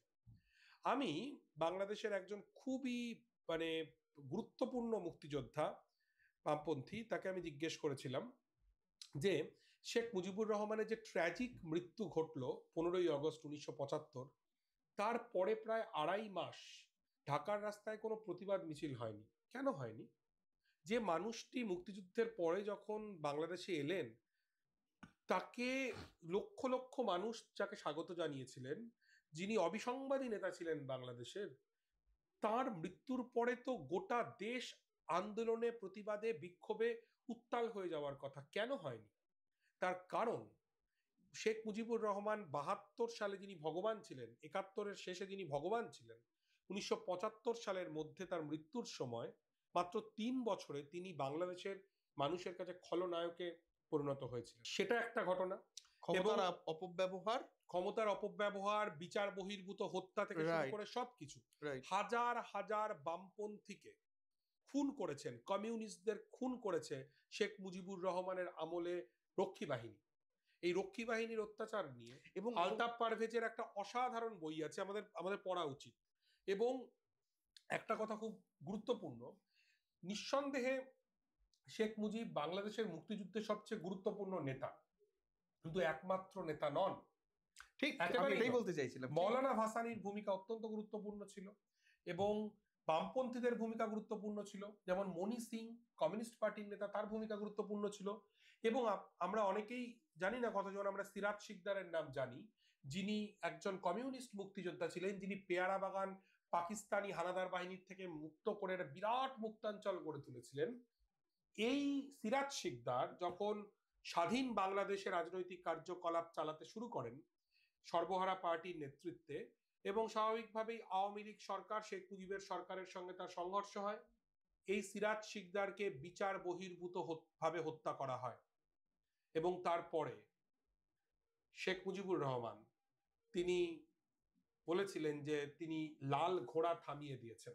ঢাকা বিশ্ববিদ্যালয়ের এই অভ্যুত্থানের পরেই হয়েছে, ওই মধুর ক্যান্টিনের কাছেই একটা সম্ভবত ওদের আর্টস ফ্যাকাল্টিতে একটা দেওয়াল জুড়ে শহীদ রাজুর একটা ছবি আঁকা ছিল। শহীদ রাজুকে শামসুর রহমান যাকে নিয়ে কবিতা লিখেছিলেন, এবং শহীদ রাজু হচ্ছেন বাংলাদেশ ছাত্র ইউনিয়নের একজন কর্মী ছিলেন, এবং ছাত্র দল এবং ছাত্র লীগের মারামারির মধ্যে পড়ে তিনি প্রাণ হারান 9-এর দশকের কথা। তার স্মরণে ওই ছবিটি আঁকা ছিল। সেইটাকে এই আওয়ামী ছাত্রলীগ তারা সেই ছবি মুছে দিয়ে তার উপরে বিরাট করে শেখ মুজিবুর রহমানের ছবি তারা এঁকে দেয়। এই অভ্যুত্থানের পর ওই শেখ মুজিবুর রহমানের ছবিটা না মুছে তার অর্ধেকটা জুড়ে বাংলাদেশের ছাত্ররা তারা সিরাজ শিকদারের ছবি এঁকেছেন। সেই সিরাজ শিকদার কমিউনিস্ট বিপ্লবী নেতা, বীর মুক্তিযোদ্ধা শহীদ সিরাজ শিকদার, যাকে হত্যা করার পর শেখ মুজিবুর রহমান লাল ঘোড়া থামিয়ে দেওয়ার কথা বলেছিলেন, এবং মুজিব সেই সিরাজ শিকদার ফিরে আসছেন মৃত্যুর এত বছর পর। এবং অর্ক মুজিব তো তার ঘনিষ্ঠজন যারা যারা প্রত্যক্ষ কমরেড, যারা যারা তার মুক্তিযুদ্ধের সহ মুক্তিযোদ্ধা, ধরো তাজউদ্দিন কি মুজিবের আমলে প্রাপ্য মর্যাদা পেয়েছেন? তাই তো, তিনি কিন্তু প্রথম দিন থেকে, মুজিব ফিরে আসার প্রথম দিন থেকে কিন্তু তিনি বন্ধুদের সন্দেহ করতে শুরু করেছেন, অবিশ্বাস করতে শুরু করেছেন, ঘৃণার রাজনীতি করতে শুরু করেছেন। আসলে আমার মনে হয় কি, মুজিব একজন বিরাট মাপের নেতা, বিরাট নেতা। কিন্তু যদি আমরা এই প্রশ্নটা করি, একদম সরাসরি এই প্রশ্নটা করি যে পূর্ব বাংলার কোন গুরুত্বপূর্ণ রাজনৈতিক নেতা মুক্তিযুদ্ধ করেননি, এর উত্তর কি হবে? মুজিব হবে। 9 মাস, গোটা 9 মাস যখন পূর্ব বাংলার মানুষ রক্তে স্নান করছে পাক হানাদারদের বিরুদ্ধে, যখন অতি বৃদ্ধ মৌলানা ভাসানী তিনি পালিয়ে আসছেন আমাদের এখানে, এবং তিনি কার্যত মানে মৃত্যুর সম্ভাবনা নিয়ে যিনি পালিয়ে আসছেন, যে তাজউদ্দিন তিনি এক্সাইলে থেকে নেতৃত্ব দিচ্ছেন, মুজিবনগর সরকার প্রতিষ্ঠিত হচ্ছে, সেই সময়ে যখন প্রত্যেকদিন লড়াই হচ্ছে অর্ক এই পাক হানাদার বাহিনীর বিরুদ্ধে, রাজাকারদের বিরুদ্ধে, সেই সময়ে বাংলাদেশের বা পূর্ব বাংলার একমাত্র রাজনৈতিক নেতা শেখ মুজিব, যিনি কিন্তু রণাঙ্গনে নেই, তিনি কিন্তু পাকিস্তানের কারাগারে প্রথম শ্রেণীর রাজনৈতিক বন্দীর মর্যাদা পাচ্ছেন। কাজেই এই 9 মাসে একটা জাতি অনেকটা বদলে গেছে, অনেকটা বদলে গেছে। মুজিব যখন আসছেন, যে বাংলাদেশকে ছেড়ে গিয়েছিলেন তিনি মার্চ মাসে, আর তিনি যখন ফিরে আসছেন এই রক্তে কান্না, লক্ষ লক্ষ শহীদের লাশ পেরিয়ে এই বাংলাদেশে তিনি যখন ফিরে আসছেন, এই দুটো দেশ এক নয়, এই দেশটা রক্তের পরীক্ষায় উত্তীর্ণ হয়েছে। প্রবলেম হচ্ছে মুজিব ফিরে আসার পর তিনি সবচেয়ে জনপ্রিয় নেতা, তিনি এদেশের শাসনভার গ্রহণ করলেন, কিন্তু এই বদলে যাওয়া দেশটাকে তিনি হয়তো পুরো বুঝতে পারলেন না। এবং তাই ৭১ পর্যন্ত যিনি ভগবান, ৭২ থেকে ৭৫ তিনি কার্যত খলনায়কে পরিণত হলেন। এই আলোচনায় আমরা যাচ্ছি না। মুজিব সম্ভবত খুব ভালো ওরেটর ছিলেন, অসামান্য বক্তা। ফজলুল হক নিজে খুব ভালো বক্তা ছিলেন না, তারা কিন্তু পছন্দ করতেন মুজিবকে ভালো অসামান্য বক্তা। এবং আমি বলছি ৭ই মার্চের বক্তৃতা শুনতে শুনতে আমার গায়ে কাঁটা দেয় একদম। যদিও বদরুদ্দিন উমর আমাকে বলেছেন এবং আরো অনেকেই মনে করেন যে মুজিব হয়তো জয় পাকিস্তান বলে সেই বক্তৃতা শেষ করেছিলেন, যেটা পরে এডিট করে বাদ দেওয়া হয়। আমি বিতর্কে যাচ্ছি না, জয় পাকিস্তান বললেও কিছু যায় আসে না। মুজিবের নেতৃত্ব নিঃসন্দেহে মহান নেতৃত্ব, কিন্তু তিনি মুক্তিযুদ্ধ না করার ফলে তিনি বদলে যাওয়া দেশটাকে বুঝতে পারেননি। এইবারে আসি ৭৫-এর যে মুজিব হত্যা বাংলাদেশের ইতিহাসের, দক্ষিণ এশিয়ার ইতিহাসের ট্র্যাজিক ঘটনাগুলির একটা। কারণ যে ভদ্রলোক বাকশাল চালু করেছিলেন, তাকে তো এই স্বৈরাচারী শাসনের জন্য ৭৪-এর দুর্ভিক্ষে তার যদি কোনো ভূমিকা থাকে, তার জন্য তার বিচার হওয়া উচিত ছিল, তার শাস্তি হওয়া উচিত ছিল, কিন্তু তাকে খুন করে দেওয়া হলো, তাকে সপরিবারে খুন করে দেওয়া হলো। এটা একটা ভয়ঙ্কর ঘটনা। কিন্তু তারপরে শেখ হাসিনা যেটা করলেন, বিশেষ করে গত ১৫ বছরে, সর্বত্র মুজিবের মূর্তি প্রতিষ্ঠার মাধ্যমে, সর্বত্র জয় বাংলা জয় বঙ্গবন্ধু স্লোগান দিয়ে বিরোধীদের ওপর নির্যাতন নামিয়ে আনার মাধ্যমে কার্যত, যেটা সবচেয়ে খারাপ করলেন, মুজিবকেই তার মেয়ে কার্যত বন্দি করে ফেললেন। মুজিব শেখ হাসিনার স্বৈরাচারী কারাগারের সবচেয়ে গুরুত্বপূর্ণ বন্দী হয়ে গেলেন। জয় বাংলা স্লোগান শেখ হাসিনার যে স্বৈরাচারের কারাগারের একটা গুরুত্বপূর্ণ বন্দী হিসেবে রয়ে গেল। এটা হচ্ছে সবচাইতে যন্ত্রণা। এবং মুজিব শেখ হাসিনার রাজনৈতিক পণ্য। একেবারেই তাই, এটা সবচেয়ে কষ্টের অর্ক। আরো একটা পয়েন্ট আমি এখানে যোগ করতে চাইবো অর্ক, বহু জায়গায় শেখ হাসিনা মুজিবের মূর্তি স্থাপন করেছেন সেখানকার ভূমিপুত্রদের, স্থানীয় মানুষকে বাস্তুচ্যুত করে। এবং অদ্ভুত কথা, মানে কি যন্ত্রণার কথা। এবং তুমি জানো নিশ্চয়ই অর্ক, তুমি তো জানোই যে মুজিবের মূর্তি আসলে শেখ হাসিনার দুর্নীতির সব থেকে বড় প্রতীক।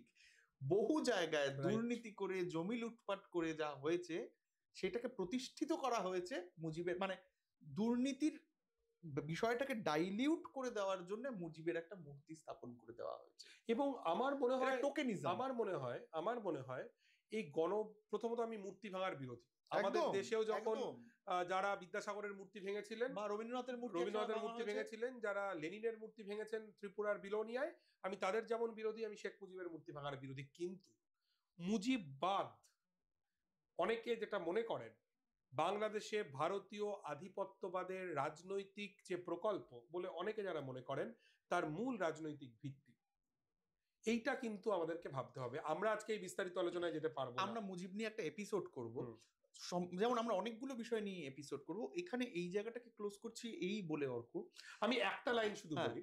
আমি অভ্যুত্থান চলাকালীন অনেকগুলো জায়গায় আমার বক্তৃতা ছিল, এবং সেখানে আমি যারা মুজিবের মানে মুজিব নিয়ে প্রশ্ন উঠছে, আমি যখন তাদেরকে প্রশ্ন করছি, তারা কিন্তু খুব শিক্ষিত মানুষ, এই দেশের মানুষ, আপনারা কি বাকশালের কথা জানেন? কেউ জানে না। তারা কিন্তু বাকশালের কথা জানে না। প্রবলেম কি জানো? ৭১ সালে বাংলাদেশের ইতিহাস শেষ হয়নি।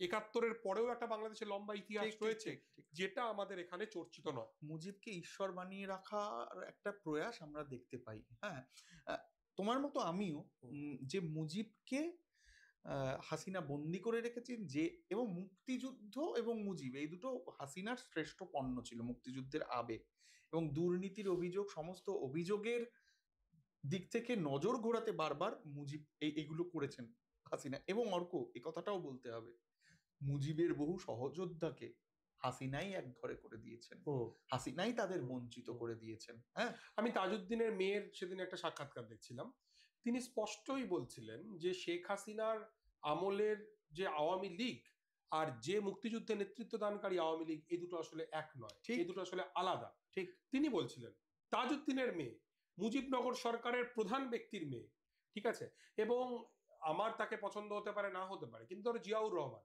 তিনি তো এই মুক্তিযুদ্ধের একটা গুরুত্বপূর্ণ চরিত্র, আমি তাকে কি করে ভুলে যাব? ঠিক, আমি মনি সিংকে কি করে ভুলে যাব, তাই না? আমি মৌলানা ভাসানীকে কি করে ভুলে যাব? কাউকে ভুলে যাওয়া যাবে না, ভুলে যাওয়া সম্ভব নয়। এবং ৭৩-এর যে নির্বাচন, আমরা পরের এপিসোডে নিশ্চয়ই এই নিয়ে আলোচনায় আসবো, তিয়াত্তর অর্থাৎ স্বাধীন বাংলাদেশের প্রথম নির্বাচন, যেটা আওয়ামী লীগ এমনি জিতত, শেখ মুজিব এমনি জিততেন, সেটা তারা লুটপাট করেছেন। এই খন্দকার মোস্তাক মুজিব হত্যার পরে যে ক্ষমতার একদম শীর্ষে পৌঁছলো, এই খন্দকার মোস্তাককে জেতানোর জন্য কি পরিমাণ জালিয়াতি করা হয়েছে আমরা এগুলো নিয়ে নিশ্চয়ই পরে আলোচনা আসবো। নিজের নাবালক সন্তানকে সেনাবাহিনীর হ্যাঁ। শীর্ষ পদে বসিয়েছেন। হুম, হুম। দেশ জুড়ে যখন দুর্ভিক্ষ চলছে তখন কোটি কোটি টাকা খরচ করে আজকে যেমন ভারতে যেটা হয়েছে এইগুলোকে আসলে চেপে দেওয়া হয়েছে। ঠিক মুজিব মানে 71 অব্দি মুজিব, মিথ্যে কথা।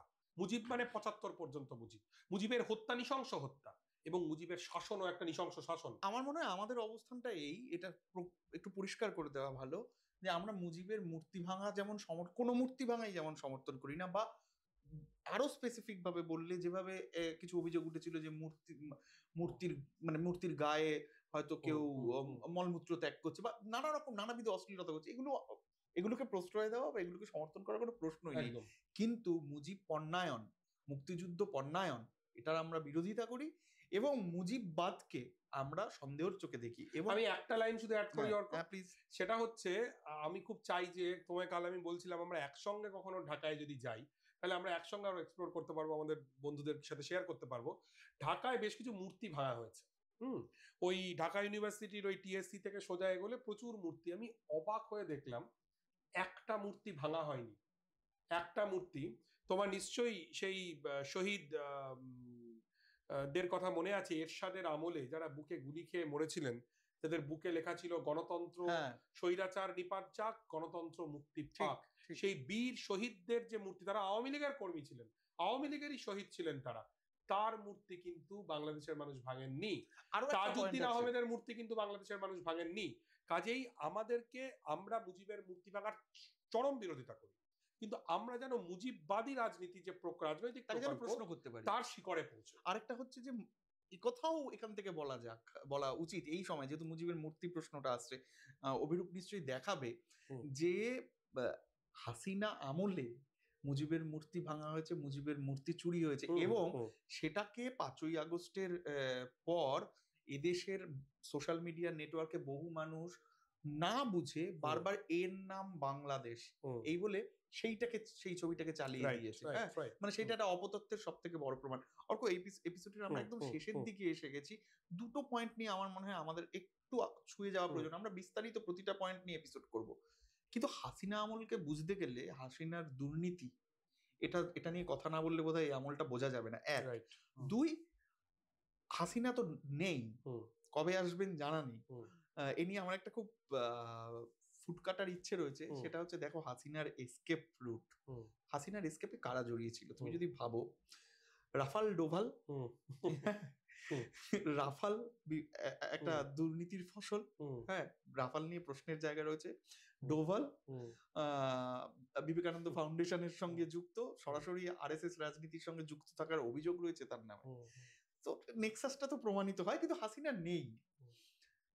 যারা আছে অন্তর্বর্তীকালীন সরকার, তারা কতটা দায়বদ্ধতা পালন করতে পারলো, তাদের ফ্যালাসিগুলো কি কি, আমরা এই দুটো প্রশ্ন দিয়ে আজকের এপিসোডটা শেষ করব। আমরা যদি একটু হাসিনা আমলের দুর্নীতির কথায় তুমি এটা বলো, তুমি একটু বিশদে বলো, তুমি এটা নিয়ে দারুণ কাজ করেছো। আমি স্পেসিফিক আগে একটু মজা মস্করা থেকে শুরু করে তারপর গভীরে যাব। সেক্ষেত্রে অর্ক, হাসিনার যে পিয়ন যিনি জল দিতেন, হাসিনা যাওয়ার 20-21 দিন আগে স্বীকার করে গেছেন যে সে লোকটি হেলিকপ্টার ছাড়া চলে না। এক, তার বাড়ির গেট, তুমি যেখানে থাকো তোমার বাড়ির গেটটা তৈরি করতে কত টাকা খরচ হয়েছে অর্ক?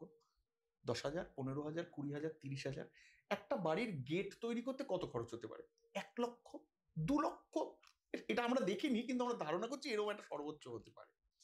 হাসিনার পিয়নের গেট তৈরি করতে 5 কোটি টাকা খরচ হয়েছে। হাসিনার পিয়ন যিনি নিযুক্ত হয়েছিলেন হাসিনাকে জল দেওয়ার জন্য, এবং যিনি আওয়ামী লীগের একটি নোয়াখালী শাখার সহসভাপতি হিসেবেও নিযুক্ত হয়েছিলেন, তিনি নিজে 400 কোটি টাকা তছরূপের অভিযোগে অভিযুক্ত। 400 কোটি টাকা। আমি হাসিনা আমলের দুর্নীতির কয়েকটা উদাহরণ তোমার সামনে তথ্য হিসেবে তুলে ধরবো, আমাদের দর্শকদের সামনেও তুলে ধরবো। একটা সেকেন্ড, একটুটা রাখিস না, আমি তোমার সামনে কয়েকটা তথ্য তুলে ধরি। হাসিনা আমলে পাচার হওয়া টাকা, তুমি দেখেছো আমাদের বন্ধুরা পাচার হওয়া টাকা ফেরত আসুক বলে ব্যাগ পোস্টার নিয়ে ঘুরছিলেন, এখনো তারা ঘুরছেন। আমাদের এখানে লোকে জানে না যে পাচারের ব্যাপারটা কি, কোন লেভেলে যেতে পারে। হাসিনার আমলে পাচার হওয়া টাকার পরিমাণ 600 কোটি এখনো পর্যন্ত যা জানা যাচ্ছে। বহু প্রকল্প হয়েছে হাসিনার আমলে, তার মধ্যে 7টি প্রকল্প যাচাই করার সুযোগ হয়েছে। 7টি প্রকল্প যাচাই করে দেখা যাচ্ছে যে একটা প্রকল্পে যা খরচ, সেই খরচটা বাড়িয়ে দেখানো হয়েছে। বাড়িয়ে দেখানো টাকা, তোমাকে মনে করাবো রাফালের যা খরচ, রাহুল গান্ধীর দল জাতীয় কংগ্রেস রাফাল কেনার চুক্তিতে যে খরচ দেখিয়েছিলেন, যেটা কিন্তু এত টাকা লাগবে প্রকিউরমেন্ট কস্ট, মোদী সরকার ক্ষমতায় আসার পর রাফালের খরচ দ্বিগুণ দেখানো হয়েছিল কেনার। আমি জাস্ট দুটোর মধ্যে একটা প্যারিটি টানার চেষ্টা করলাম। তো ওই 7টি প্রকল্পে খরচ দেখানো হয়েছে, ব্যয় বাড়িয়ে দেখানো হয়েছে 1,95,000 কোটি টাকা। 15 বছরে, শেষ 15 বছর অর্থাৎ হাসিনা রেজিমে বার্ষিক উন্নয়ন কর্মসূচি, যে ডেভেলপমেন্ট এক্সিকিউশন গুলো হয়, সেই বার্ষিক উন্নয়ন কর্মসূচিতে 7 লক্ষ কোটি টাকা বেশি ব্যয় করা হয়েছে। 7 লক্ষ কোটি টাকা কম ব্যয় করা যেত। এবং এই যে 7 লক্ষ কোটি টাকা বেশি ব্যয় করা হয়েছে, এর 40% অর্থ সরাসরি আমলারা, হাসিনার ব্যুরোক্র্যাটরা লুট করেছেন। আরো একটা তথ্য দিই, যেহেতু বিদ্যুৎ নিয়ে আমরা বারবার কথা বলছি, আমি এই নিয়ে আমরা এপিসোড করব, আমি লিখছি, আমাদের মধ্যে নিরন্তর কথাবার্তা হবে। হাসিনা অনেকগুলো অবৈধ বিদ্যুৎ চুক্তি করেছেন, এর মধ্যে কারা জড়িত, কি কি কারণে, কোন কোন কারণে তারা মানে বাংলাদেশের সাধারণ মানুষের স্বার্থের কথা না ভেবে এক ধরনের বিশ্বাসঘাতকতা করেছেন বাংলাদেশের জনগণের সঙ্গে, সে নিয়ে আমরা বলতে থাকবো। কিন্তু আপাতত একটা ব্রড স্পেকট্রামে তোমাকে বলছি, বিদ্যুৎ উৎপাদনে টোটাল বাংলাদেশের বিনিয়োগের পরিমাণ যদি তুমি দেখো, তাহলে সেটা $30 বিলিয়ন। হতেই পারে একটা দেশ $30 বিলিয়ন এবং বাংলাদেশের বিদ্যুৎ ঘাটতি আছে। এর মধ্যে যারা এ নিয়ে কাজ করছেন তারা বলছেন, ধরে নাও আদানির সঙ্গে বাংলাদেশের বিদ্যুৎ চুক্তি যে অবৈধ, সেটা তো প্রমাণ হয়ে গেছে, আমরা দুজনও কথা বললাম এই নিয়ে এই এপিসোডেই। আমি আদানি, আম্বানি এবং অন্যান্য বিদ্যুৎ চুক্তিগুলোকে খতিয়ে দেখে যদি ধরে নিই যে 10% এ হয়েছে, 10% হেরফের হয়েছে, 10% দুর্নীতি হয়েছে, হয়তো নাম্বারটা আরো বেশি হবে, তার মানে $3 বিলিয়ন দুর্নীতি।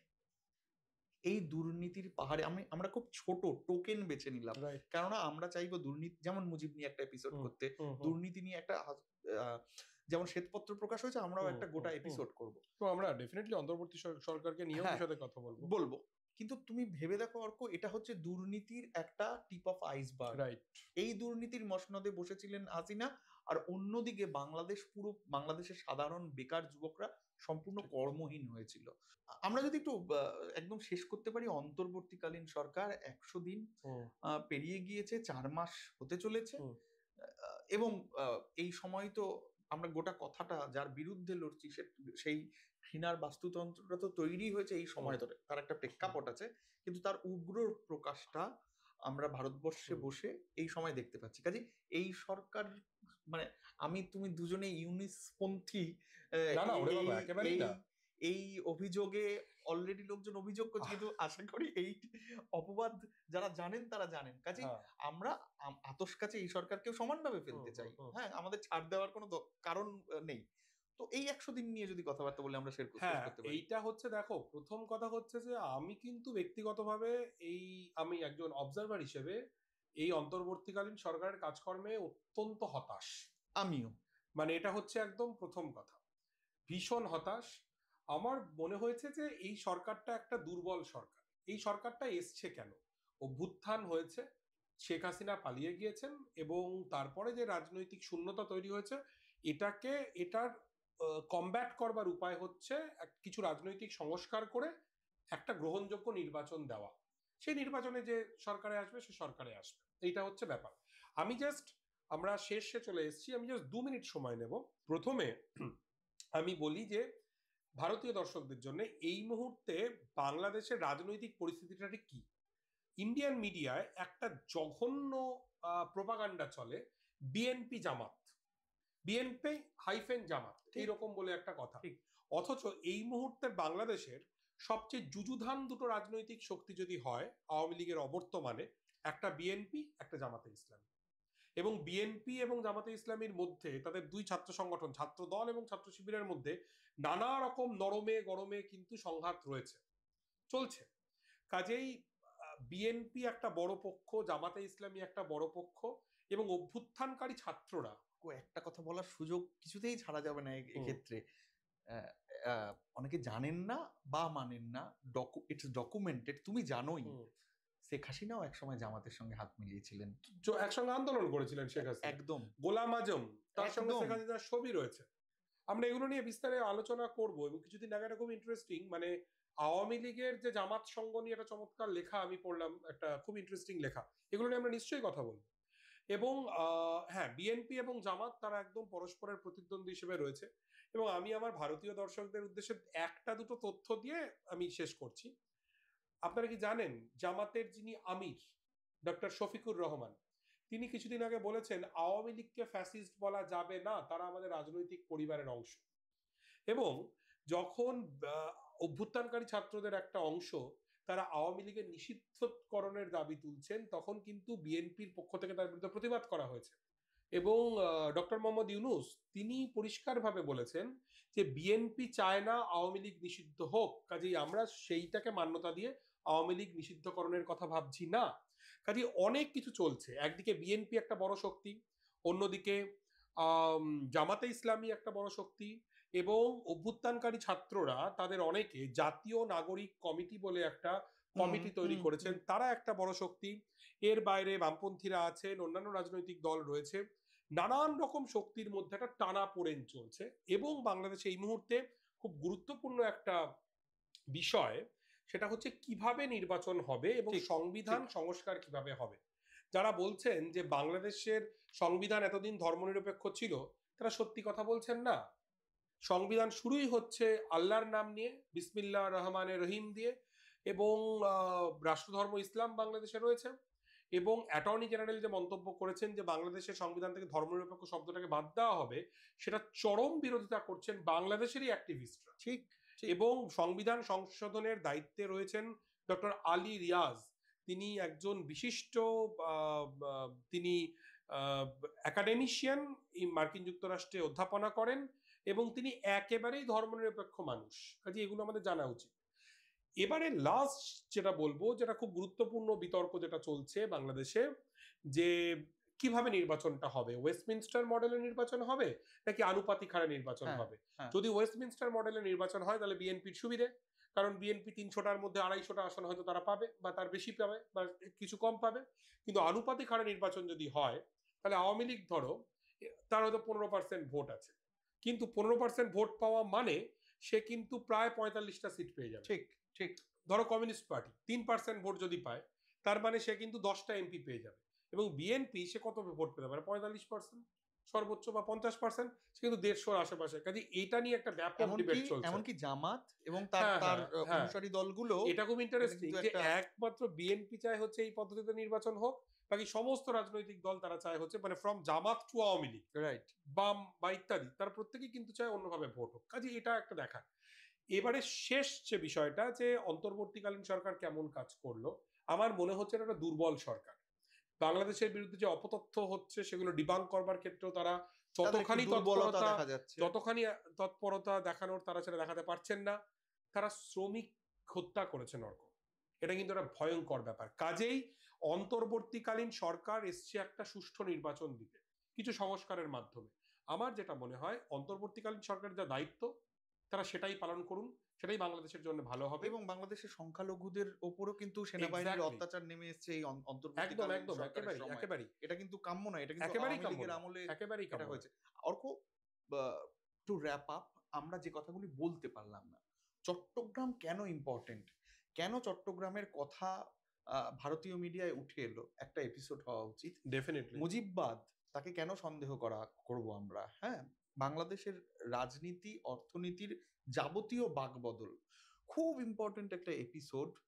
জামাত, তার গঠনতন্ত্র, জামাত সম্পর্কে মানুষের যে ধারণা, সেই ধারণা ঠিক ভুল আমাদের যাচাই করা উচিত। জামাতের থেকেও বেশি মৌলবাদী শক্তি কি বাংলাদেশে আছে? আছে? বা জামাত আমাদের কিভাবে এই কাজ করে? পশ্চিমবঙ্গে এই প্রশ্নের উত্তর পাওয়া খুব জরুরি। ঠিক, ঠিক। জামাত কিভাবে কাজ করে? জামাত দুটো নির্বাচনে কেন অংশগ্রহণ করেনি? জামাতের ভোট হুম, পার্সেন্টেজ কত? বাংলাদেশের গণসমাজে জামাতের কি ভূমিকা? কিভাবে রাইট। জামাত কাজ করে?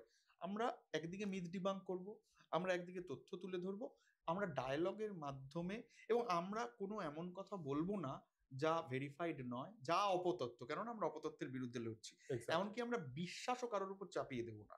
আমরা একটা ওপেন আলোচনা চালাচ্ছি, চালিয়ে যাব এবং যারা আমাদের এপিসোড দেখবে তারা কিন্তু আসলে নীরব দর্শক নন বা নীরব শ্রোতা নন। তারাও কিন্তু আমরা চাইবো তারাও অংশ নিন। তাদের এক্সাক্টলি। কথাবার্তাটাও আমরা র‍্যাডারে আনবো। আমরা দুজন যাচাই করব এবং সেই কথাবার্তার ভিত্তিতে আমরা আমাদের আলোচনা ঠিক। এগিয়ে নিয়ে যাব। আজকে আমরা শুরু করলাম ডিকোড বাংলাদেশ। আমরা শুরু করলাম বাংলাদেশ বিষয়ে বোঝাপড়ার যে অভাবটা, সেই অভাবের বিরুদ্ধে সরাসরি কথাবার্তা বলা। তোমাকে আমি যেমন শুরুতে বলেছিলাম যে তোমাকে আমি আলাদা করে শুভেচ্ছা জানাচ্ছি না। তার কারণ এটা আমারও অনুষ্ঠান, তোমারও অনুষ্ঠান। তাই আবার মানে এটা বাহুল্য আমরা তোমাকে কিন্তু এই ধন্যবাদ কাজটা জানানো। করতে থাকবো। হ্যাঁ, হ্যাঁ। মানে আমরা থেমে থাকবো না, আমরা কথা বলবো, আমরা বুঝতে চেষ্টা করব বাংলাদেশকে এবং বাংলাদেশ বাংলাদেশের নিয়ে সাফল্য, ব্যর্থতা, সীমাবদ্ধতা সবটা। এক্স্যাক্টলি মানে বাংলাদেশ আসলে যা আমরা সেটা নিজেরা বোঝার চেষ্টা করব, সেই বোঝাটা আপনাদের সাথে শেয়ার করব। আজকে আমরা সবে শুরু করলাম, আমরা অনেকটা রাস্তা একসঙ্গে একসাথে হাঁটবো। চলবো। Thank you Arko, thank you, thank you. আপনারা যারা শুনছেন তাদের বলি আমাদের অনুষ্ঠানটা আপনারা দেখুন, আপনাদের বাংলাদেশ বিষয়ে বোঝাপড়া ক্রমাগত বাড়ুক এইটাই আমাদের কামনা। একই সঙ্গে আমরা ঘৃণার বিরুদ্ধে একটা রাজনীতি করছি। আমরা কোনো দলীয় মত বা আপনাদের উপর চাপিয়ে দিতে চাই না। কোনো দলীয় পতাকার দলদাসত্ব করতে চাই না। আমরা চাই বাংলাদেশ বিষয়ে আমাদের যে বোঝাপড়ার অভাব, আমাদের যে সংলাপের অভাব, আমাদের অন্তরে যে বিদ্বেষের বিষ, অনেক নামকরা লোক প্রসঙ্গত অর্ক আমরা বাংলাদেশের গণবুদ্ধিজীবী নামে আওয়ামী লীগপন্থী বুদ্ধিজীবীদের ভূমিকাও আলোচনা করব। ডেফিনেটলি।